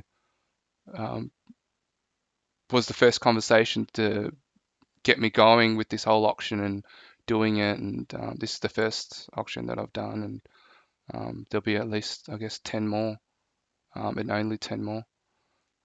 So really appreciate the boys for also giving me the flexibility to kind of do my thing. Yeah. That's my pleasure, man. Absolute pleasure. Yep. Yeah, for sure. When I first met you, I was like, yeah, it was a no-brainer when you came to me for the job. That was the most detailed auction and probably the most enjoyable auction I've been to. Amazing job, by the way. It looks like you're getting some good bids. Yeah, man, I've been following you for a while. I remember 2 months ago your YouTube video where you were having those struggles with this. So to see the progression from then to now, super good job. Yeah, it's dope, and yeah, you deserve everything that comes to you, man. We love you over here. Thanks, mate. I love this community, and like we're all early adopters. Like you may not feel like it, but every single one of us are risk takers, kind of coming into and investing our time inside this metaverse. And kind of if we position ourselves right, then there's no reason why we can't get the means that we need to really achieve the naive goal, arguably naive, to make this world better. It's so easy to say, but you know, when you're a kid, you kind of have these naive goals, like you're innocent enough to believe that you can achieve, you know, amazing things. But then as time goes on, life happens, you know, you get hit and you get punched, and all of a sudden the innocent dreams of um, making this world better kind of disappear, and all of a sudden you're just trying to work a grind 9 to 5 or study or whatever it is that you're grinding at.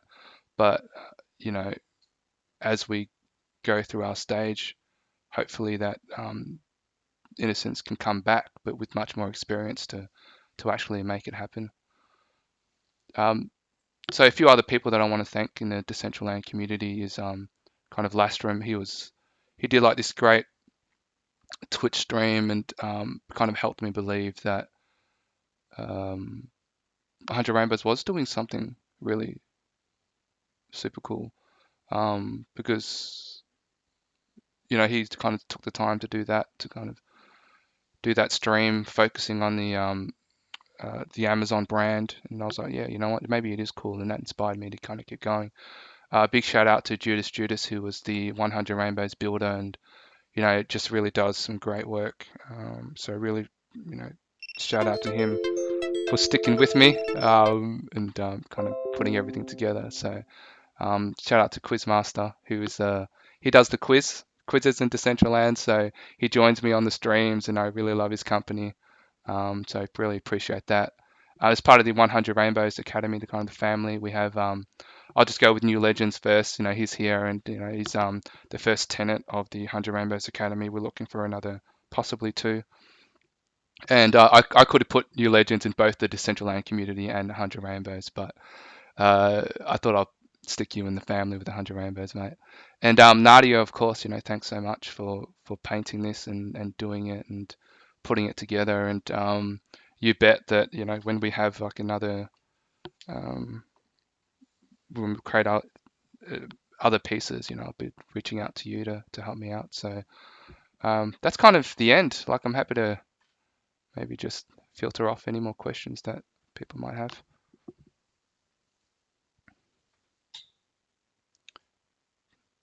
Don't forget your poke. Yeah, if you guys, yeah, definitely grab that thing. It's gorgeous. Yeah, just hit the request to speak, I guess, if you have any questions, and we'll add you to the group.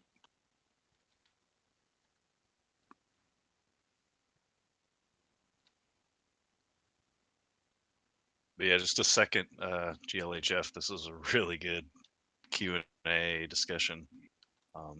I mean, like you said, I've met up with you a few times, and I learned even more today. It's crazy. Love it.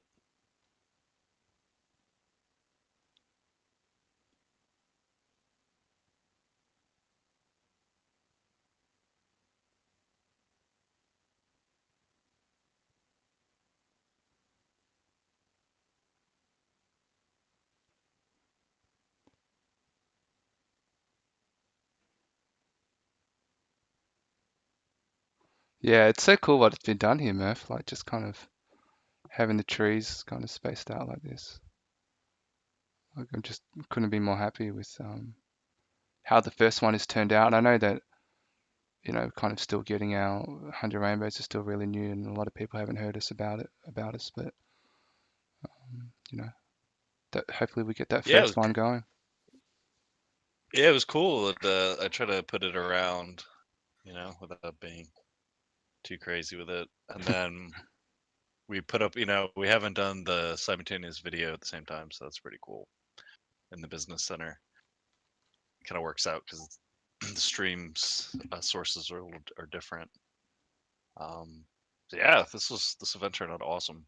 Really happy with it, and really happy it was with your event. Thanks, Gave mate. me a lot to work with, so it was great. Cool. Yeah, these 3D models look so cool in world. Yeah, I want to check it out in night mode. They look good in night mode too, but day mode has a bit more detail. Yeah, I've had so much fun. Like, kind of one of my memorable moments was also with kind of peanut butter when we were at Wondermine one time and just being just getting into a line and having people walk around in a circle. That was just a really memorable moment for me. Yeah, I don't remember where I saw that, but I saw that somewhere. Maybe I was watching one of your streams or a video or something. That was absolutely hilarious. You had like 40 people in a row. It's so funny. Yeah. Probably like 20 to 30, but yeah. That was so funny. Yeah. Yeah, right. You're doing really cool things to, you know, help build a community and get people together, interacting with people and everything like that, you know, on top of your art. So huge shout out, man. Keep at it. Definitely. Thanks, mate. Yeah. Yeah, looking forward to virtual reality coming in as well whenever that happens. That'll be amazing. But in the meantime, this is pretty cool as well.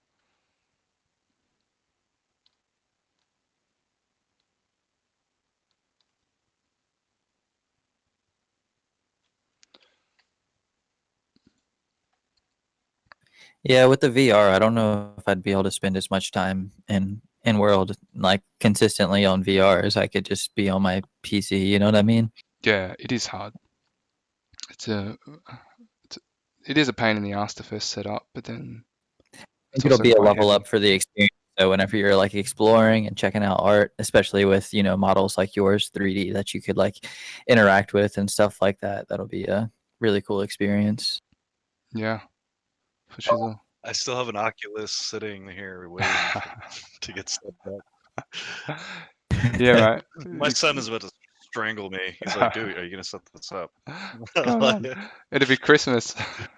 It's Christmas. I know. It's just like you said that. Like I got to like the setup part, and I'm like, oh, just like with Facebook and all that. Hey, just wanted to say that I love the event. I love the presentation by 100 Rainbows. I love what you do to bring the community together in Decentraland, and it's really great to be partners with you and for everybody else at the casino as well. So I love this setup as well in the casino with all the pictures of the products around and video. It's like really well done, guys. So thank you. Great event. Thanks, New Legends. Thank you for joining us. I appreciate the feedback. Yeah, mate. New Legends, just quickly is going to have a comedian and some at his event tomorrow. So quick plug for him. I think it'd be cool to have a comedian here and see how they do. Yeah. And for tomorrow, we have a couple performers and some giveaways. You guys can check out my Twitter for more info on that. Don't want to take away from 100 Rainbows event today because this is so cool. But I would really appreciate to see everybody there tomorrow as well. Thanks, guys. Yeah, that sounds really cool. Yeah, like I'm looking forward to the next journey as well of like finding someone to design the 100 the Rainbows wearable. Kind of the process of that, and at this stage, it's just a promise that, you know, that's what we're going to do when the first 10 are sold. Because I know it's plant the seed hat. Mate, yeah, plant the seed hat or plant the seed. I don't know. maybe a new visor, some headwear. I don't know. 100 Rainbows. Well, you know that Kraken does those crazy, like what Krakens on your head. You could do like a. Yeah. I think Peanut Butter was wearing one of those wherever he is. Yeah. Kraken. I don't know. Yeah, maybe a rainbow visor or trench Like a coat would be backpack. cool. That'd be cool. Yeah. Something like there he is. He's got I always wondered how the hell that was. At first I thought it was a turban, but then I realized it's squid. Yeah, it's a ridiculous wearable, but why not? That hoodie you got on is actually quite cool. It's got the whole rainbows thing on there. Maybe. Yeah, actually, when they Digitable and Headspace.net did this like a while back, and you can buy the real hoodie, and it came with an NFT. And I had cool. I got a mask for like $12, and they give me an NFT with it. I was like, wow, this NFT is way more than that. Bargain. Yeah, they're not around anymore though. That's what happens. Oh, we'll throw in a free product as well, by the way, guys. So whoever kind of wins this auction, we're absolutely going to throw you in a free one of these painting sets. So they're a really cool kind of canvas. It's designed for, I guess, beginners, but it comes with everything you need. We'll just obviously need an address to send it to you, or to as a gift to someone else. But it comes with all the paints, brushes. I think New Legends has one of these, and Nadia as well. And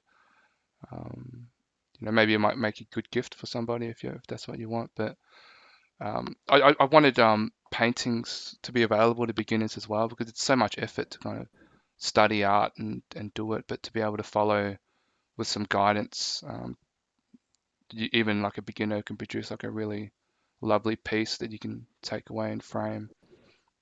Because how it works is the image is just chopped up into different segments.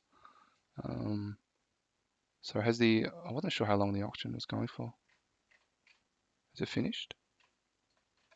I have my paint by numbers set in front of me right now. It's really good, especially if you're not a person who is naturally gifted at painting like me.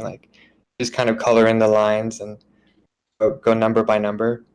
It's very therapeutic, especially spend a lot of time on the computer too, which probably all of us do, especially me. So just to have that to get off the computer and do some real artwork, not just digital artwork, it's definitely puts you in a different mindset. Yeah, when I first saw that, it blew my mind. When you gave me the tour, I was like, what? I'm just like the Oculus. I'm afraid I'm going to get it and it's just going to sit there right now. So, but I love the idea of being able to step back, and because I have no painting skills. So, yeah, I'll be getting one at some point. Yeah, cool, man. Yeah, because the image is just chopped up into different segments, and then each segment, actually, I think it was at the front here. So the image gets chopped up, and each segment here has a corresponding number, and you just match the number up to the paint, and it's just the aesthetics of doing something that is a bit more meditative and relaxing. That is why psychologists recommend adult coloring in books as a stress reliever. Yeah.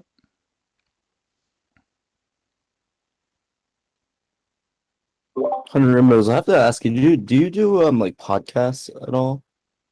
I don't. I mean, I've done one. A good idea. Yeah, maybe I should. You should have a podcast, right? Have a podcast. If you could do potentially little sessions when you're painting the painting, start at the beginning, you could do maybe 30 minutes at a time, maybe some little white noise in the background, some little rain or something, and then just talking about 100 Rainbows, and then talking about what you're doing, and then how discuss the therapeutic side of things, and yeah, it could just be a good addition to the project. I think. I don't know. Yeah, I mean, Decentraland games, I guess, give me a bit of flexibility. Maybe, I don't know. Yeah, but thanks. Maybe I should do something like that. The fact that someone has said that I should do that or suggested it is quite inspiring for me. So, I appreciate that. And if people can benefit from hearing me talk, then I'll do it. I mean, yeah, you definitely have like the softer sounding voice, you know. So I feel like talking through things and kind of just sharing about the cause and everything could be a good addition. Yeah, sweet, sweet. I mean, I could probably go I on. think it would be cool to have like a podcast studio and sorry, 100 RB, but I was gonna say I think it would be cool to have like a podcast studio in Decentraland, kind of like a video component to it as well. Of course, you could like go on adventures in the world as well, but that's something I've had in mind for a while. Like I've never seen anything like that built out, but it would be cool, right, to have guests on or performers or things like that as well. I don't know if you know Frankie Needles, but he does like a little radio show every now and again. That's cool. I think I might have seen that. Yeah. Yeah, it's a little bit different, I would say, than the podcast thing. I think you could definitely focus, especially with new builds and stuff like that. Yeah, for shizzle. Why not get something going? So I guess you've been like a specific Decentraland podcast.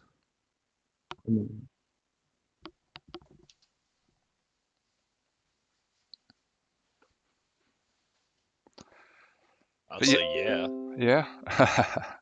Maybe probably spend some time talking about the centralized world versus the decentralized world. I think we all know. I don't know if Dorian is still on here, but I know he is hosting a little radio show too, so we could definitely get you little guest star on that, I think, for sure. Yeah. That'd be awesome. Yeah, for sure. What's up, Casey? Hey, what's going on, guys? Hey, mate. Hey. How are you? Welcome. Good. I had a couple questions for you, 100 Rainbows. Have you seen any sales driven through your Amazon store through Decentraland yet, or some traffic already? Yeah, there's been some traffic, but I wouldn't say it. It doesn't beat traditional marketing streams like Amazon pay-per-click, Google pay-per-click, Facebook, Instagram.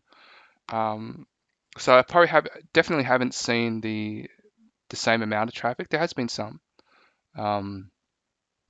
but I guess that's the whole point and the whole risk that when we decided to use or utilize Decentraland as an additional marketing stream,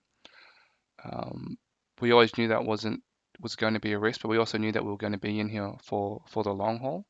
So at the time, we were looking at it and going, Mana was, I guess, 11, maybe 15 cents back then, and we were like, this is going to be could be like a 6 budget, like our marketing budget for 6 months if we go and purchase land now. And we're like, do we want to spend 6 months or even a year's worth of marketing budget on just this one virtual piece? Like, that's crazy. But then, the philosophy had to come through, and Decentraland was in line with what 100 Rainbows wanted to do. So we thought, you know what, let's support this space. And Yeah, did you buy the spot just to put marketing link to the Amazon business there, or is it kind of you just had that as a side business and decided, hey? Actually, the reason the main goal was actually, if you go in the first video, you'll see is of some kids who are just connected to my family playing virtual reality. So I didn't intend to reveal it, but the question is there. But the 100 Rainbows Academy is about really onboarding people into virtual reality. So while I'm in this game, coming in and literally teaching people how to walk and talk, etc., there's a whole process that goes on to when you put on a virtual reality headset as well, and navigating, setting up. So the academy is going to be about that as well, and about virtual life. The Amazon brand is the more practical side of things, because we live in a capitalist world, so it's a free market, and no one should feel guilty about needing to make kind of money for a living. It's what drives us forward. So we absolutely used it as to put a link for the Amazon brand as well. But was it the foundational goal that brought us into Decentraland? No, it was definitely decentralized world is too controlled by a minority, and coming into a decentralized world helps to make that a little bit even.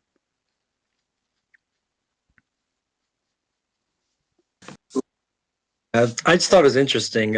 It's an interesting concept to do that. We knew that was going to happen at one point. You know, some type of you're in a virtual world and ordering things through DoorDash, ordering things through the Amazon business that you have on the side. That's kind of what I'm trying to DG on right now, is come up with some designs for like physical goods. So if you go into the digital shop and you're working and you're looking at buying the mink or whatever it is, you know, being able to buy a physical item like a shirt or something as well, I'm sure there's going to be a market for that too. Yeah. So I know you kind of already had the experience with building that back end out. So I just thought it was interesting. Yeah, I think that exists. Casey, I agree. I think some DG t-shirts in real life would be super dope. Yeah, for sure. Comes with an NFT.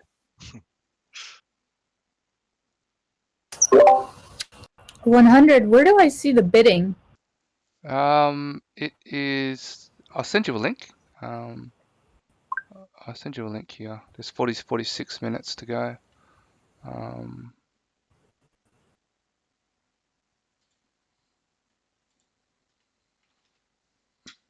So that's the. I'll just send you a link there, Nadia. Check that out. Yeah. But this is pretty cool, you know. Thank you, Murph, for your bid. Jess, D0F. I really appreciate this, guys. Yeah, I mean, kind of making sure this thing comes into fruition as well. Like, I mean, to me, you know, kind of getting this tree now, and then the activities that I plan to make sure that those that take a risk on me kind of make this artwork kind of pay off in a sense. I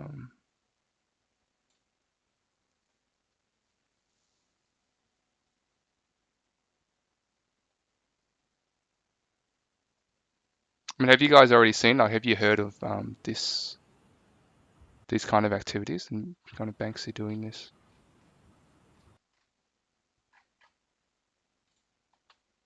Yes, I'm a big fan.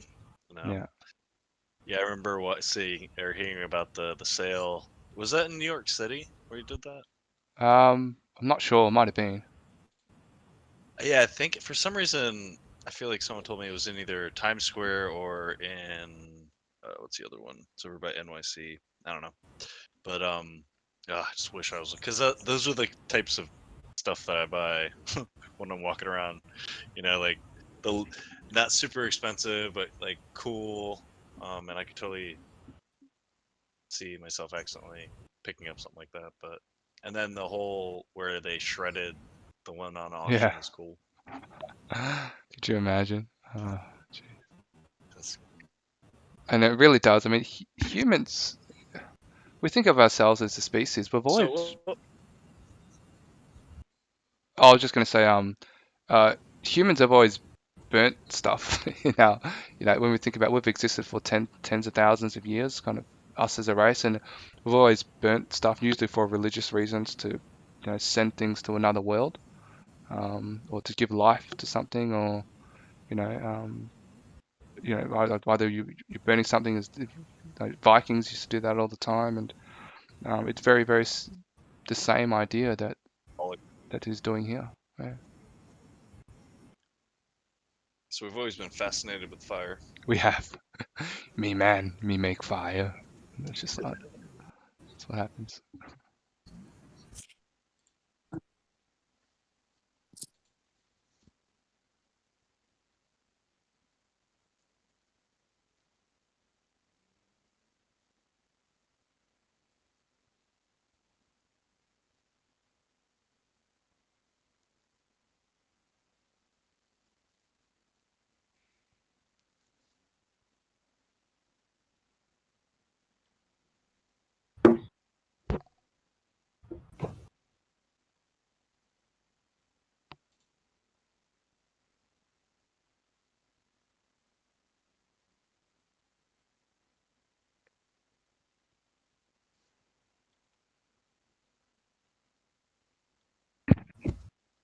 Guys, well, thank you, Hunter Rainbows. You guys are welcome to stay, but I'm gonna have to jump. Again, awesome show, and I look forward to seeing the next round. Doesn't look like I'm winning this one, but there's nine more chances, right? Yeah. So this one will be an auction, and whether the other ones are sold privately, I'm not too sure. Or we just have a set price. I'm not too sure. Fair but... enough. We'll talk. Yeah, but the auction is definitely a good guide of what to do next. Very cool. Yeah, I'm glad it's getting action. It's super cool. It deserves it. So, but yeah, have a good one, and we'll talk soon. Thanks, Thank Murph. you, everybody. We'll do. Thanks, everyone. It's nice to meet everybody. This has been quite interesting. Yes, nice to meet you. Welcome to this world. Thank you. Great job, guys.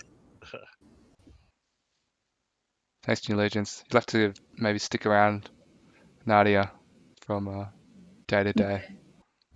We're not now. Sorry, not now. I didn't mean to say, hey, stay. Oh, okay. I thought you meant. No, not that you're not welcome to, of course. But I just meant, maybe coming into Decentraland, because before I met Nadia, she didn't know what a MetaMask kind of wallet was 2 weeks ago. Yeah. So to kind of get into cryptocurrency is a bit of a transition. I forget. This is all very new to me. Yeah, yeah. All right. Well, it's nice meeting everyone. I'm gonna sign off now.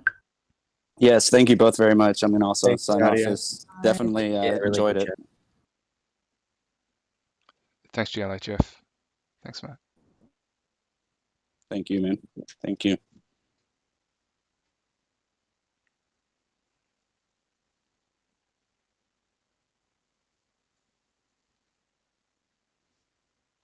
Wrapping up here. Rainbow. I appreciate it, bud. I'll see you later, man. See you around, mate. See ya. Hey, thanks, man. Appreciate it. This is awesome to see. Cool. Thanks, Sauce.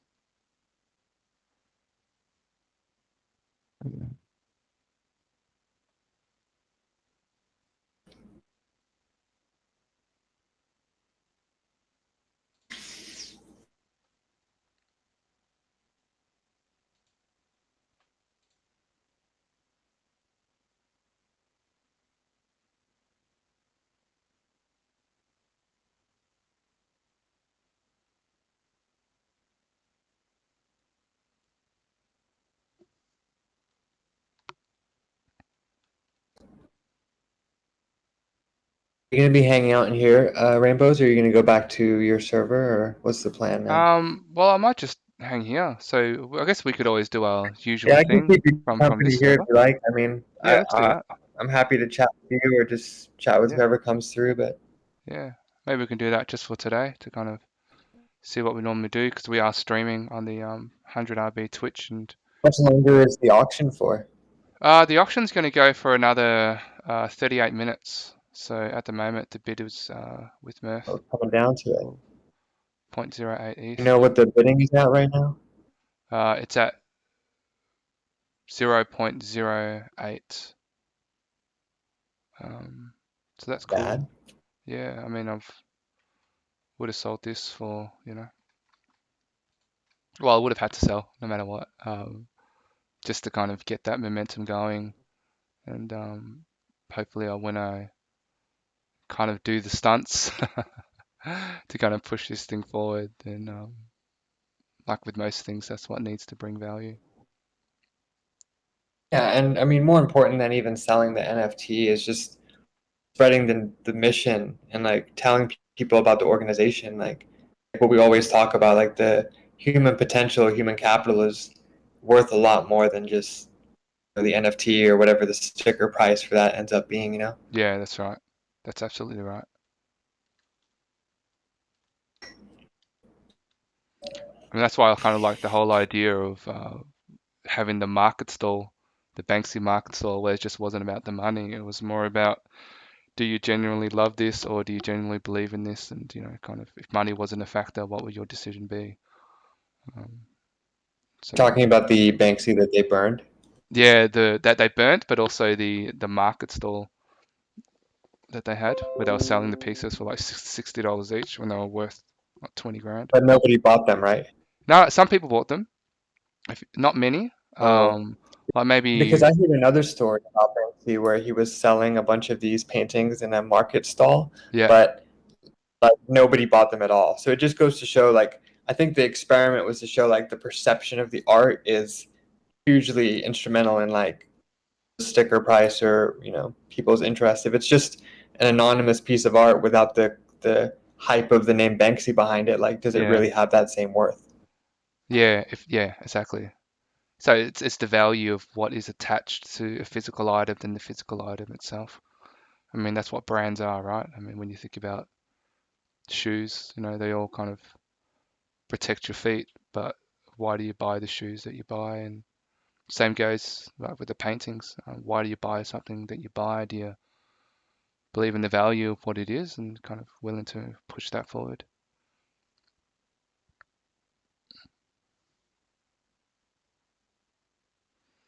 I think building a brand that people love, and like a brand is basically the basis of human connections and relationships. So such an interesting balance, like, for my company, for New Legends, like building a brand, but also desire to want to monetize it and make some money and sell some NFTs, or like you sell paint by numbers kits, like I sell t-shirts. Like I have a little Shopify store where I sell some merchandise, but it's not the type of thing you want to push too heavily about. And that's why I love the way that you like run the business, is because it's kind of, we've all been like subjected to the hard sell on the internet, whether it's like a pop-up ad or somebody trying to sell us something on YouTube, like a YouTuber trying to push their merch or whatever it is that they're selling. But if you do it in the right way, where it's like mission centric, and there's kind of a not spiritual, then definitely like a community emphasis behind it, I think that's kind of the key to having a successful commerce endeavor. So that's what I'm trying to do as well, is like keep adding value for people, keep creating that content for them, and then thinking like, okay, that will translate to money at some point. Like definitely not right now, but maybe down the road. Yeah, I mean, if it starts off genuine, I mean, that's how it has to start. Kind of from good intentions, from starting from a right place is kind of where you want to go, and then there's a bit of luck and hard work that goes into it. And I don't want to kind of go like, hey, we're successful, because I wouldn't consider success has come yet, but I'll keep grinding for sure. Like, just got to keep grinding, and that's what I'm doing until it kind of happens. But in the meantime, it's just following. That's not the carrot, right? The carrot is, making this place better, bringing people from a centralized world into a decentralized one, and just continue with that. Then things will come. I think any time that you focus on some kind of endpoint, whether it's like a certain amount of sales or a certain amount of followers, that's kind of an entrapping mindset, like better to be more present and like dedicated to the process and like the actual day in and day out. Like for me, for the last probably 6 or 7 weeks, I've posted 20 Decentraland videos on my Twitter every week. So like 4 videos every day, Monday through Friday. And some days I get retweeted by Decentraland and it's like, oh my God, this is so exciting. I have hundreds of followers. And then some days it's not as exciting. I don't get that retweet that day or whatever. So it's like highs are great when you get like a few hundred followers in a day and everyone's telling you like, oh, I love your video or whatever. But then if you're too focused on getting that sort of whether it's like followers or like attention or ego gratification or whatever it is, like that is a trap. Like it's better to be more like focused on value that you can provide for others, and then just like the process of that. And in a way, you can be a success if you do that. Like that is a term of success in and of itself. Yeah, I mean that's what likes and followers is. It's a hit of your endorphins. That's what's happening. It's that feel good feeling. So when you get a like and when you get a follow, it's you why do you come back more? Like Why do you come back the for more? best feeling. You come back because it's I feel so good, and then your body is naturally producing endorphins, and so it's addictive. And so when you don't get it, all of a sudden you feel depressed. And like, why? Why am I feeling depressed? What's going on? And then you get another like, oh, okay, I feel happy again.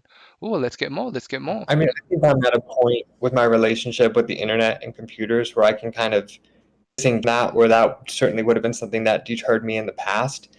Because I've started many internet companies. Like I've worked for many different people as a social media professional. I've been like a ghostwriter for public figures, creating content for their social media platforms. Like, yeah, right. It's hard work. It's really hard work day in and day out to just like create the content and be dedicated to it. And I mean, this one I think I haven't been really deterred in the same way I have been in the past, because I just remember like, you can be, and this is perfectly in line with what you were saying earlier about you have to. I'm losing it right now. Sorry, I'm losing what I was gonna say on the tip of my tongue. I'm trying to remember right now. Something for me. Oh, you were gonna have to do something to. I had something good loaded, but that's what happens. Gone. You go on vibes. I was on a good roll for a second though.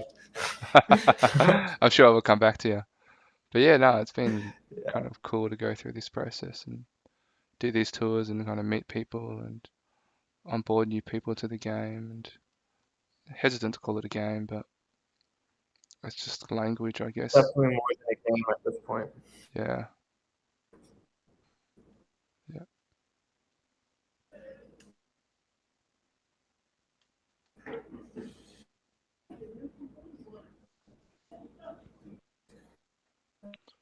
Yeah, I'll probably stick around for another 30 minutes or so until this the auction's over.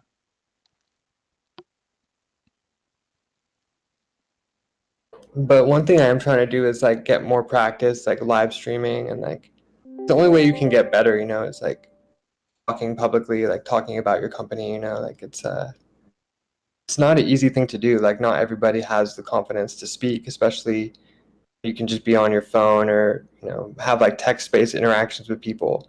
It's a lot more dynamic and challenging to actually like speak. It's something I'm just trying to get some practice with, really. Yeah. Well, for me, I mean, you're right good at it. Oh, thanks, mate. I guess for me, it's like any artist, whether you're an artist, whether you're a musician, or whether you're a painter or performer, it's just you're making yourself vulnerable. And when you make yourself vulnerable, then you open the doors up to the good and the bad. So you open yourself up to compliments, of course, which some can find that hard to accept, but you also open yourself up to kind of heckling and trolls and all that type of stuff. So when you put yourself out there, you got to be ready to take whatever comes with it, especially inside Decentraland or even the internet in general. You have the good and the bad, and in a sense, you got to have the confidence to be able to deal with the negativity that comes just your way, as well as Exactly. any kind of positive And stuff. and hand that in hand. happen. Like I have those videos on Decentraland. People will leave these comments like, "Oh, this game sucks" or whatever. I'm just like, so it's always the people with like 3 followers and no profile picture, Just goes to show no effort. I mean, it's funny, like profile pictures. What is that? It's just a picture, but it's more than that. It's how much effort have you taken to go and put something out there that people want to see, and whatever you're showcasing on your profile is what you're putting out there. So I can see like on your profile picture, it's like a man playing chess. He's got his hand over the horse, which is actually quite fitting because you own a virtual horse. I know you had that up before that, so that's how it worked out. Yeah, that was taken as a photograph I took of my friend. Obviously, it's been done through several different like filters and image processing. It's a real photo, right? Yeah, so I typically do this. Like I'll take a real photo and I'll just manipulate it to the extent that it's a whole, basically like a work of art, in my humble opinion. And my friend and I were at a mall, and there was a life-size chess set but all the pieces were strewn about like they weren't in their proper places. So he kind of posed on there as if he was a chess piece himself, and it's one of my favorite NFTs I have. I think it's selling for like 5 ETH right now. So if anybody Really? wants to buy that, Wow. my guess. Congratulations.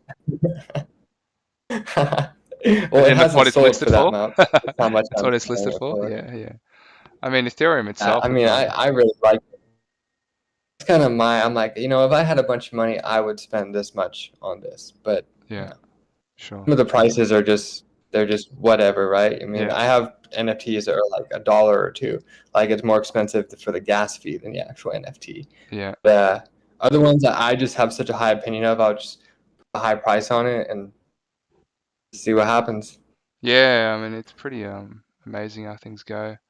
I mean, even if we look at the charts now and look at Ethereum, you know, Ethereum has gone from, you know, 2,500 to now 3,500. You know, there's been so many calls to kind of have this be 5,000, 10,000, who knows? And, you know, how does that change with ETH 2.0? I mean, this has been a long time coming for Ethereum at this point. Yeah. I mean, I understand a lot of people's skepticism with Ethereum because of the gas fees. You know, like we were talking about the development of Ethereum, and there should be no gas fees in the future, as I understand it, because they're going to create these shard chains that can do more computational things off on the side, so the network isn't as busy. So yeah.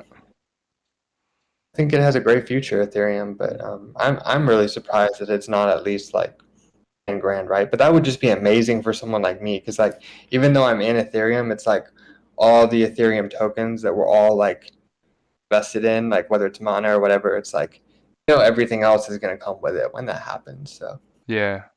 Like, not everything, but the good projects will. yeah, well, you know, that's how you kind of weed out the good and the bad ones, right? The term shitcoins is there for a reason, and that existed before at least I was in crypto. Shitcoins. I mean, I remember when people used to call Ethereum a shitcoin. Yeah, right. And that's how long I've been looking at all this. Like, yeah. I mean, every technically speaking, every altcoin is a shitcoin, right? Or is it everything outside the top 100? I don't know. Or top 1,000. You know what they say, like hindsight is 2020. You know, like what's so funny is yesterday we were on stream, right? We were looking at prices, and I saw Ethereum Classic, and I was just thinking in my mind, like, ask him about that. And I don't think I even brought it up before. I just remember that yesterday I saw it on the list, and I was like, what do you think of Ethereum Classic? I wake up today, it's done like, I don't know what it's looking at now, but it's done like 40% today. I don't know. It's like these forks exist. I mean, I really don't know about Ethereum Classic. It's just something happened. There was a meme today saying like people are buying Ethereum Classic because they think it's a cheaper version of Ethereum, which I guess it is. But yeah, it's people. I think it was it was really strict. I guess Ethereum Classic with its contract, and then something happened with Ethereum. They I don't know. They wanted to amend the smart contract for some reason, and I guess the developers, or the two parties, split. Perhaps something similar to Bitcoin and Bitcoin Cash and Bitcoin SV, where there's some disagreement about the something fees. to do with I think, like the governance protocols, or I don't know. But I see that Ethereum Classic has gone very high. That's kind of the most painful part about being in this crypto world, is like the coulda, woulda, shoulda of it all, and the mistakes. Like, I mean, I speak publicly about like, you know, the losses of money. Like, I mean, overall, like, you know, we make money, but if you're not careful, you know, if you don't do your research properly, like, you know, it's be very sketchy for people, especially when they get excited, right? Like when it's a bull market and want to come into the market. So, but you learn when you're in the game. You learn, and you see these things, and you know, looking at Ethereum Classic, that this is probably going to take like a 30% retraction probably tomorrow, or it'll go up 30%. There's absolutely no way to know. So that's just FOMO. Like fear of missing out, which, you know, it's just a real kind of psychological term, and that's the whole. I think you've heard me speak about this before, but talking about cognitive dissonance, and you know, when you buy something, are you happy with the price that you bought it at? Obviously, when something goes up, you're never gonna feel bad about it because it's gone up in value. But if something goes down, why do you have that buyer's remorse? And that buyer's remorse is because you bought something and you weren't happy with the price. And I guess some of that is, I felt that a little bit when I first bought land inside Decentraland. So I got in at around 11, 12 cents, and then it dropped down to 9 cents, and I was like, oh no, why, I just lost 30% of whatever I invested in. Should I just go and sell the land now because it's not going to go up? But then I thought, rethought it, and I was like, why did you buy it in the first place? Why did you buy this car? Why did you buy this house? Why did you buy this new computer or whatever it is? And if the whole purpose is because it was supposed to start something, so for me it was about starting this movement, or it was, you buy a new car because you need to get it from A to B.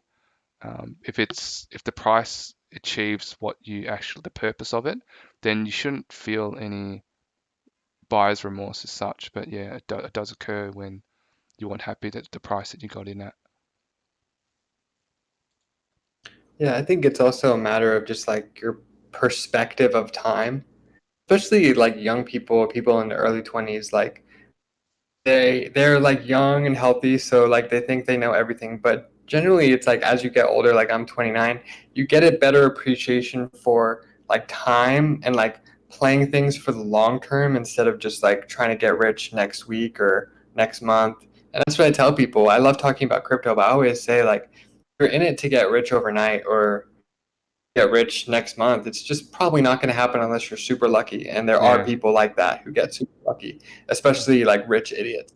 There's a lot of rich idiots who like sort of these crazy investment decisions that, especially with Chainlink, right? Like I was involved in the Chainlink community 2017, and it's literally like Link Marine, for lack of a better term, like losers in their mom's basement, like with some like literally like welfare money from the government that they just put all into crypto, and now it's worth like $100,000 or something like that. So I'm not saying that's me, but that's some people that I know. But yeah, well, it's a wild ride. Yeah, well, they took the risk, whether they did their research or whether they just felt so shitty about what they're living in and they're on welfare and for whatever reason can't get off it. Maybe it was a lottery ticket for them, right? People will call you crazy, right? Yeah. Like, people will say that's crazy to do that, but like oftentimes I found like you have a good idea, like a great indicator to find out how good the idea is to judge like regular people's reaction. Like if people say like that's crazy, like don't do that, like not always, but sometimes it's a good indicator that you're onto something, in my opinion. Yeah, for sure.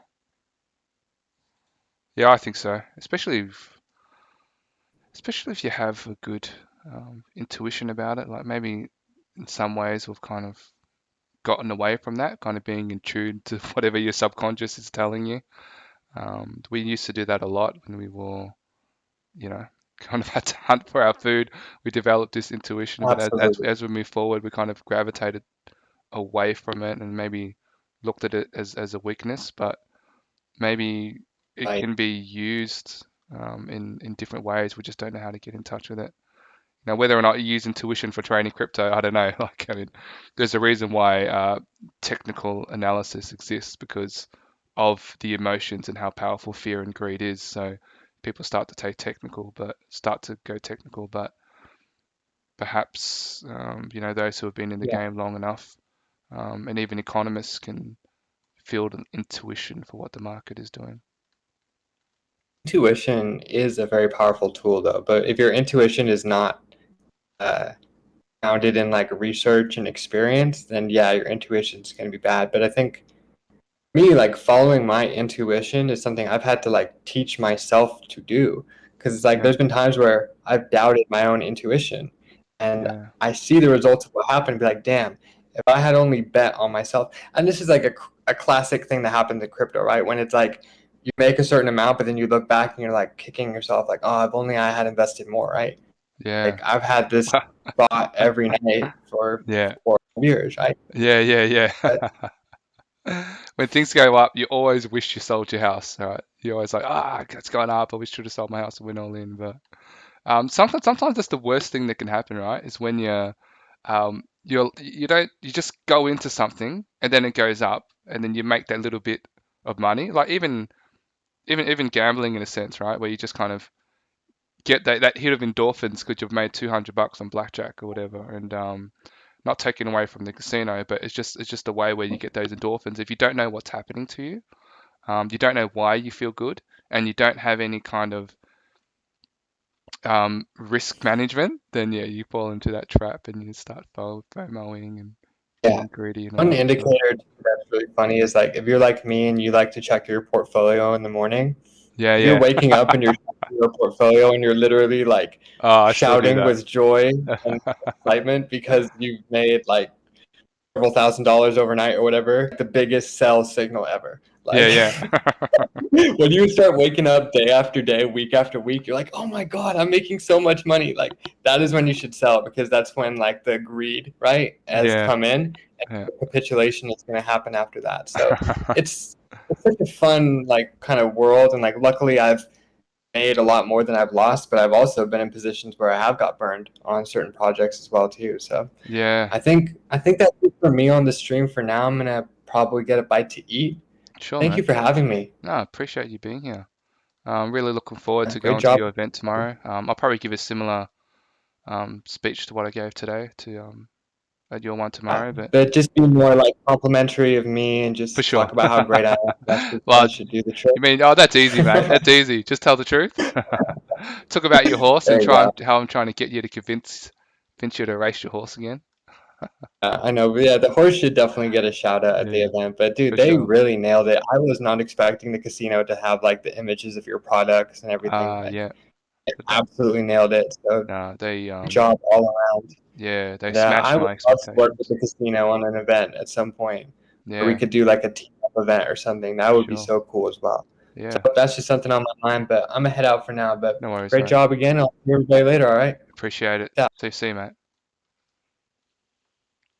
So this is pretty cool. We've got Foxillary. He's holding the high speed at the moment, so really appreciate that. Baby Dread. 7146CA. Murph. Jesse Jess. Murph. D0F04A. Appreciate that bid. Murph. Very appreciative of you. Foxillary. Stream Crypto. Foxillary. He's a no named one. OXFB40C. Appreciate that bid. The Art Collection, Roots, Foxillary, really appreciate all these bids, guys. Looking forward to getting your name engraved on the plaque. I was saying before that we're gonna sketch your name in here as winner of the first auction for 100 Rainbows, and we're really looking forward to making this happen. I'll be sure, hopefully I can get in touch with you and send you a free gift as well for this a paint by numbers set, but also we'll get your whoever the winner of the wallet will have their name or wallet painted on the canvas as well, so that'll be really cool. But just kind of everything happens with intuition and chance as well, like kind of what are the chances of coming into this world, and then what are the chances of meeting the particular people inside Decentraland. I mean, I'm obviously from Australia, and it's just amazing to be able to meet people who are from the UK or from the States or from any other different regions in the world. So that's really cool to be doing that. And if you're a believer of energy, and it doesn't have to be crazy spiritual energy, like even Nikola Tesla was saying that something along the lines of the next shift of humanity will be one from a physical one to an energy one. We all know that it's just flow, and maybe we're connecting for a reason. That being said, there needs to be some kind of quantitative element to this as well. Like, I'm not just like a fluffy kind of artist. I didn't say it on the stream earlier, but for those who are here, I do have a postgrad in analytics, so it's, my background is kind of in insurance actually, but to kind of be moving into this decentralized world and going into crypto is really quite an amazing journey. I'm going to just be staying here. Maybe I'll chat to you guys from time to time, but there's 12 minutes left in this, and you know, it's looking really, really cool.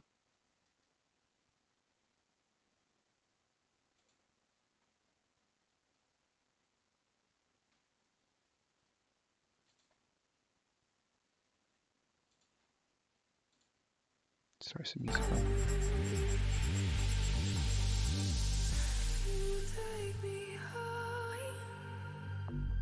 House music.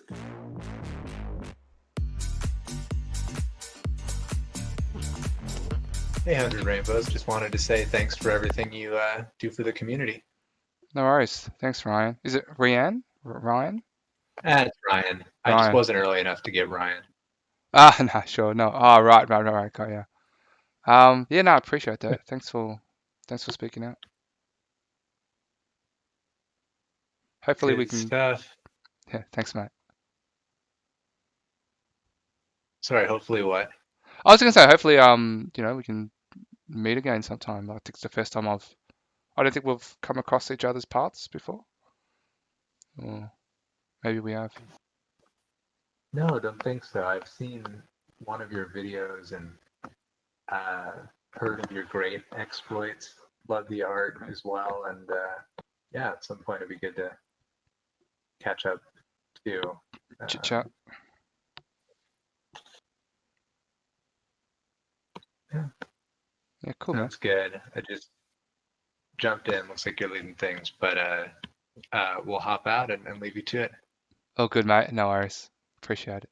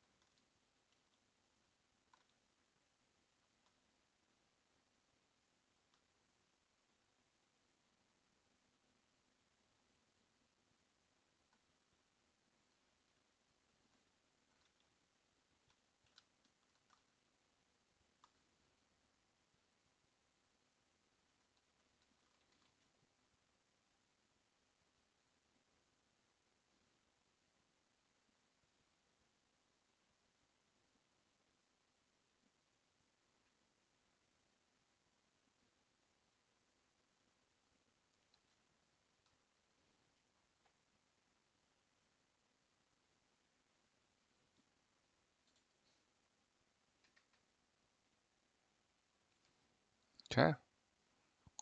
Looks like the beat goes to Foxillary.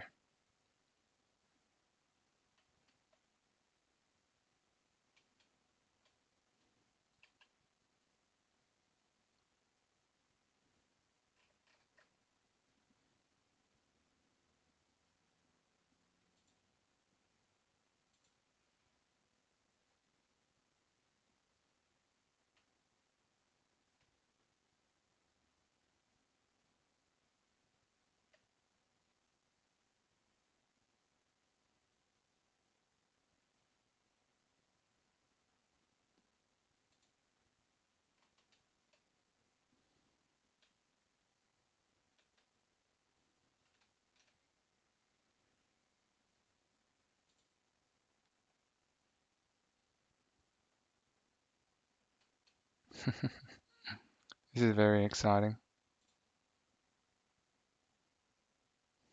Hey, I'm doing well. So I believe if it's over, I need to accept this. Let's give it a quick refresh.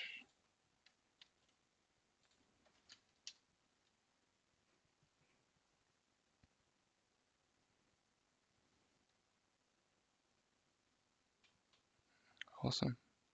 Just accept this.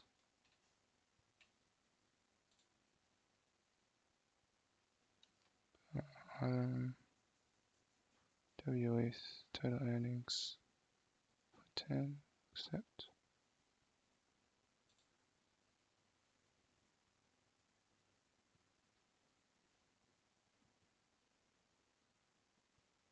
Yep, that's cool.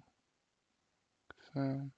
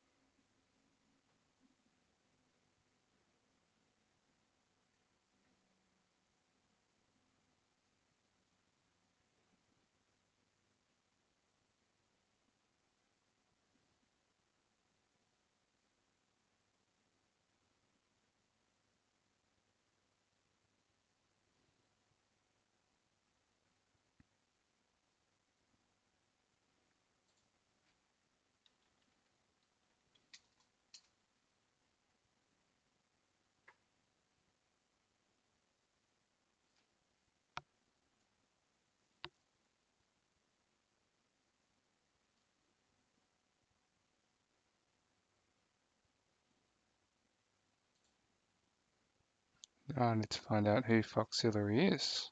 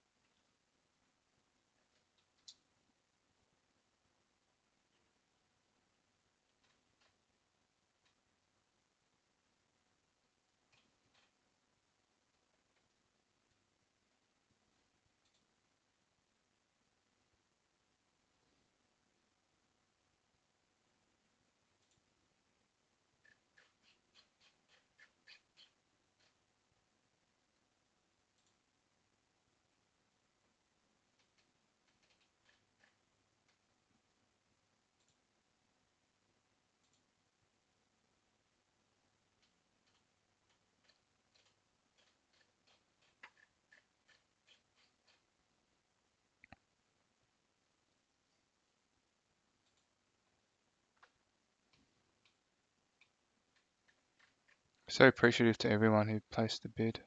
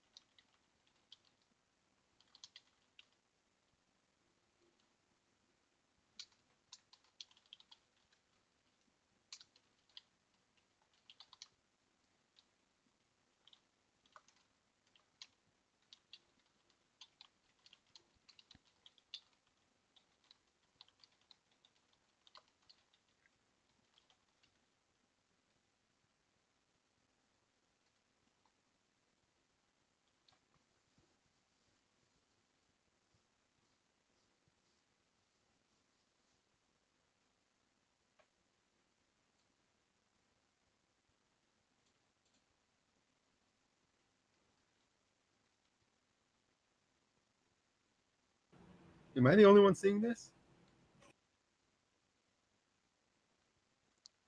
Hey, Matt, what are you seeing? Everybody has like 6 cards. Oh, no. Oh, no. Yep. That's a bug. Yeah, actually, I see that too. Yeah, I see. I don't. Nobody else sees this? I see 100 cards on the table and all the way to the other table.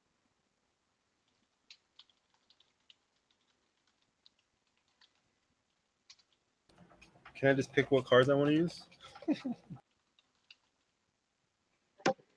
You wish.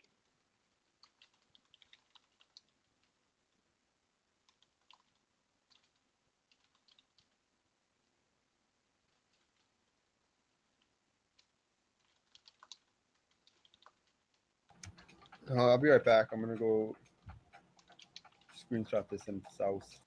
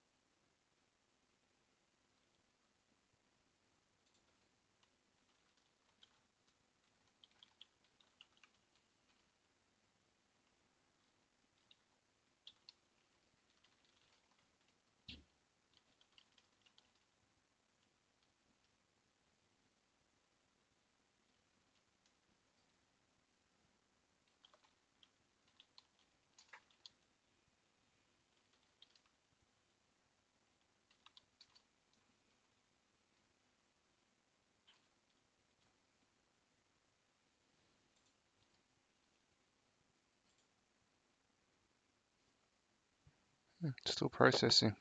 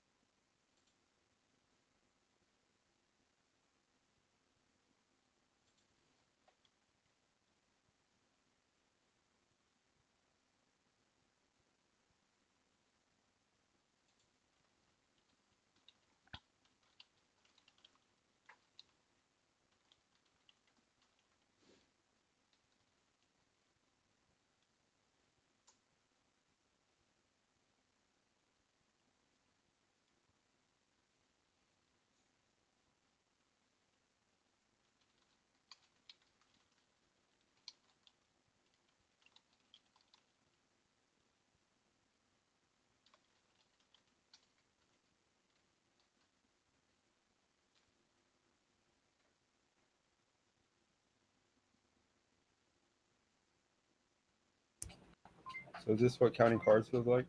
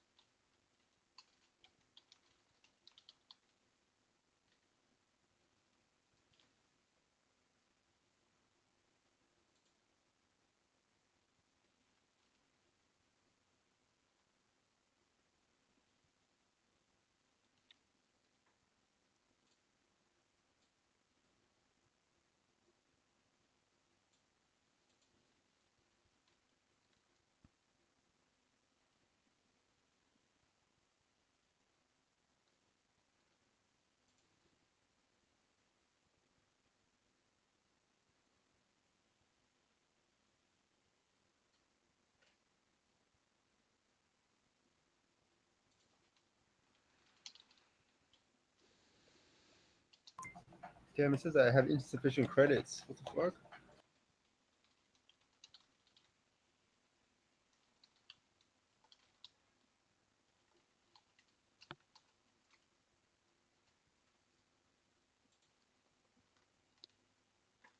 Hey mate, you got insufficient credits?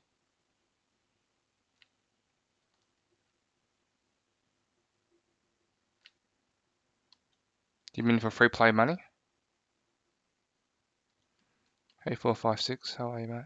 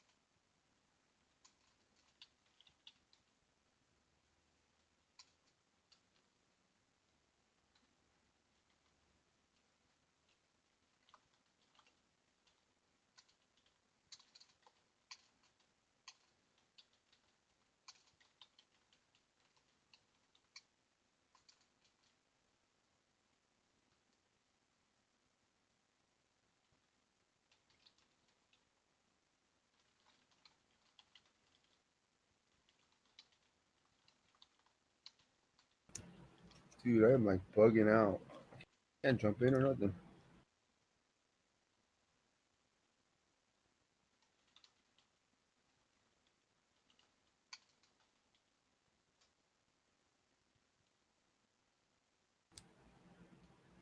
I was getting a prompt that said to go sign up for Decentraland.games so I could use my mana.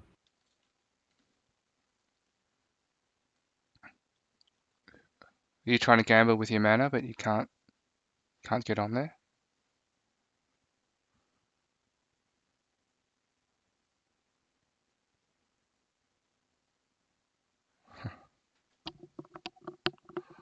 Yeah. You might have to bridge it over to the Matic network, One-Eyed Pirate. I can send you a link that will help you bridge mana over from Ethereum to Matic, and then it will show up on the tables.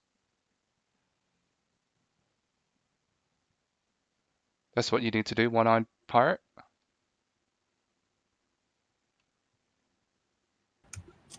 Oh no, I'm all good, man. It's just bugging out. Ah, right. Thank you though for your help. Oh, of course, mate. Of course.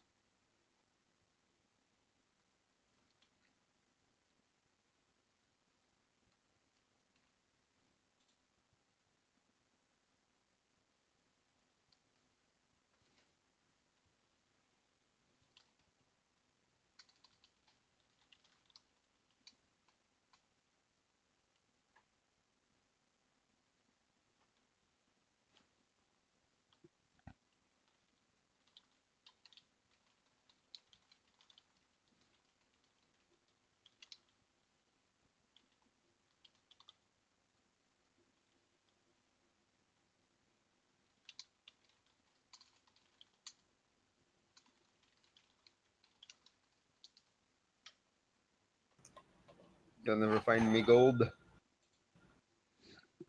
Ooh, nice.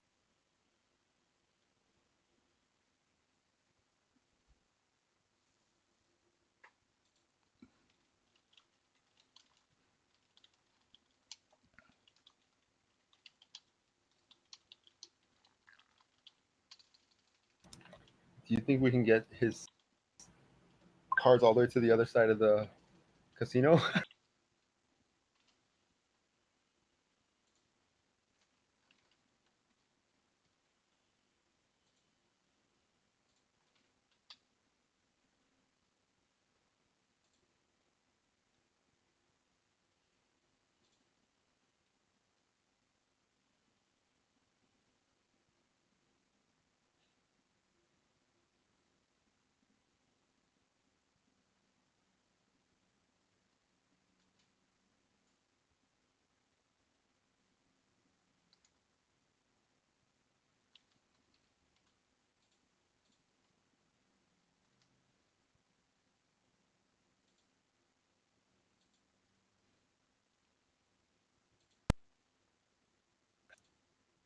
Maybe I can get this stacked to the ceiling.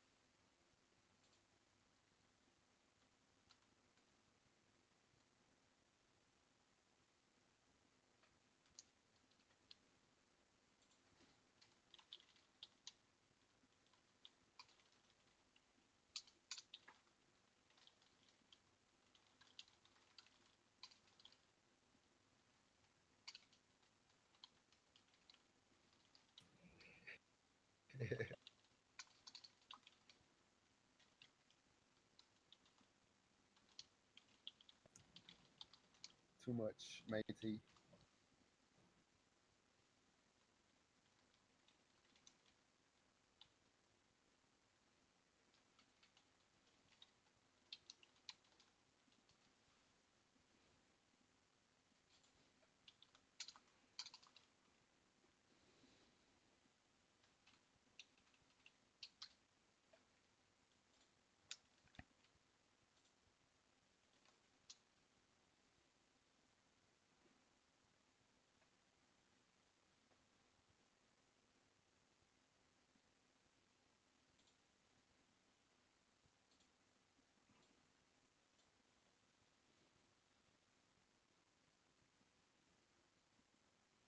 Okay, let's see if we can help Roshi out with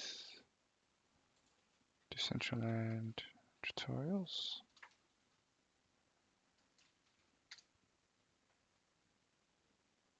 Getting started.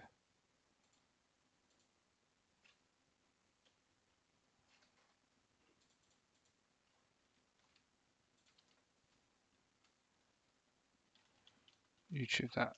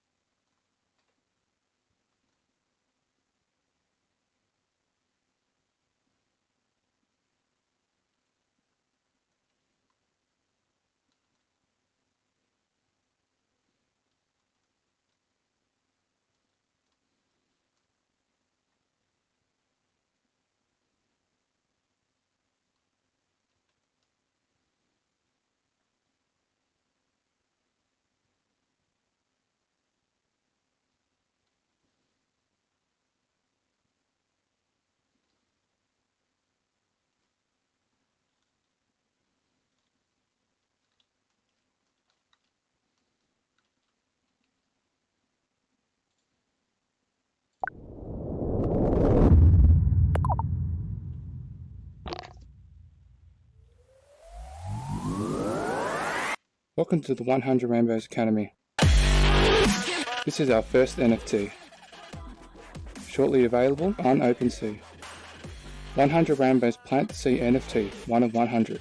It's a 3D model created in Blender. The tree's design is Bitcoin as the seed, and coming out of it we have Ethereum, which provided many more use cases. We then have the Mana Seed, which is where we are now, that's providing a new decentralized metaverse. 100 Rainbows Plant the Seed, 1 of 100. 100 Rainbows is the first Amazon brand to exist in Decentraland. We offer a unique interactive shopping experience via virtual tours within the DCL metaverse through the utilization of DCL avatars. Customer avatars are guided by the 100 Rainbows avatar to mimic a real-world shopping experience. Philosophy 1 of 100. Ideas are easy, execution is hard. The 100 Rainbows crypto tree displays Ethereum and Mana growing out of Bitcoin. It is a 3D model created in Blender and can be deployed on a DCL parcel. 100 Rainbows is the first Amazon store inside Decentraland. I think it might look lovely next to the 5 less. Maybe just here on the table.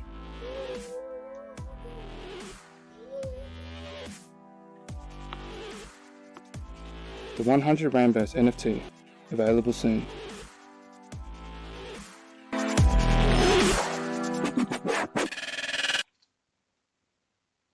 The 100 Rainbows Amazon store.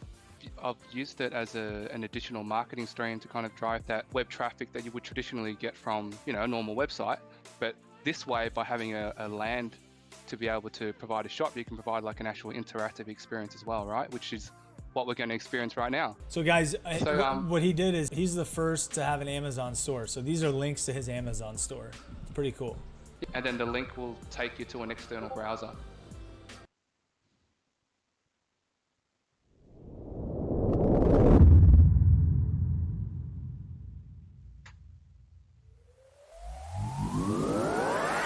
Welcome to the 100 Rainbows Academy. This is our first NFT. Shortly available on OpenSea.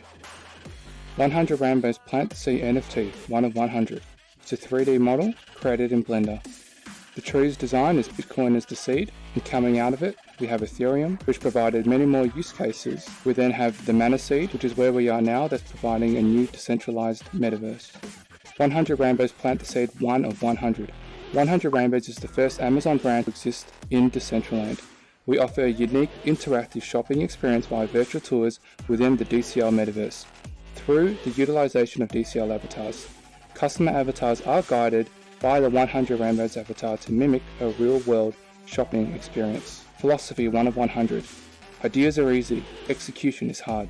The 100 Rainbows crypto tree displays Ethereum and Mana growing out of Bitcoin. It is a 3D model created in Blender and can be deployed on a DCL parcel. 100 Rainbows is the first Amazon store inside Decentraland.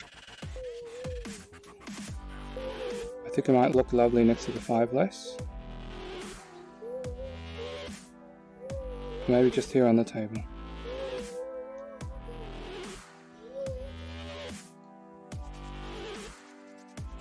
The 100 Rainbows NFT, available soon.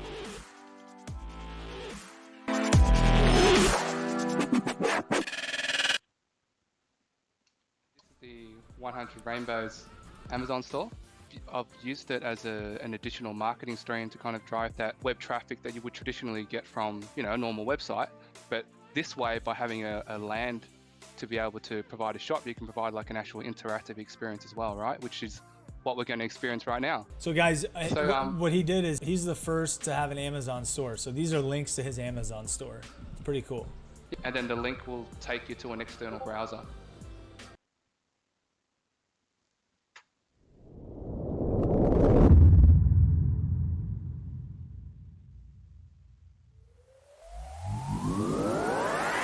Welcome to the 100 Rainbows Academy.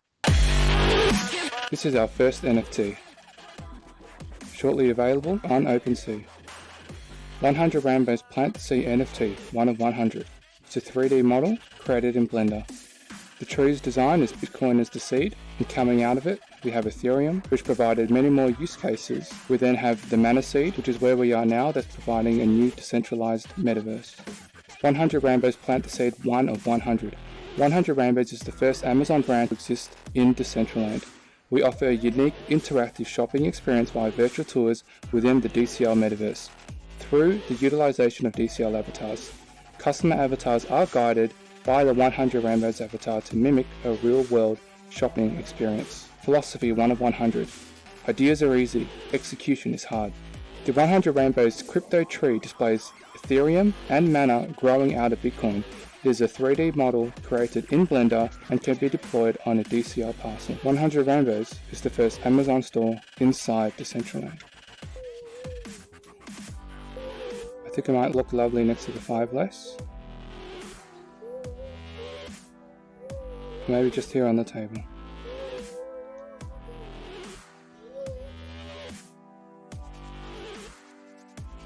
The 100 Rainbows NFT, available soon.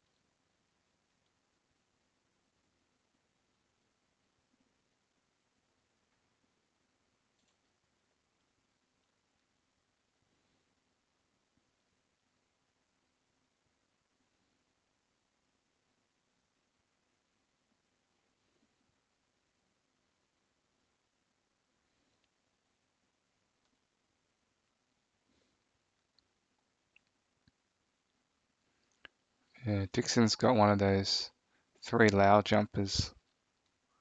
They're pretty sweet. Can't get those anymore.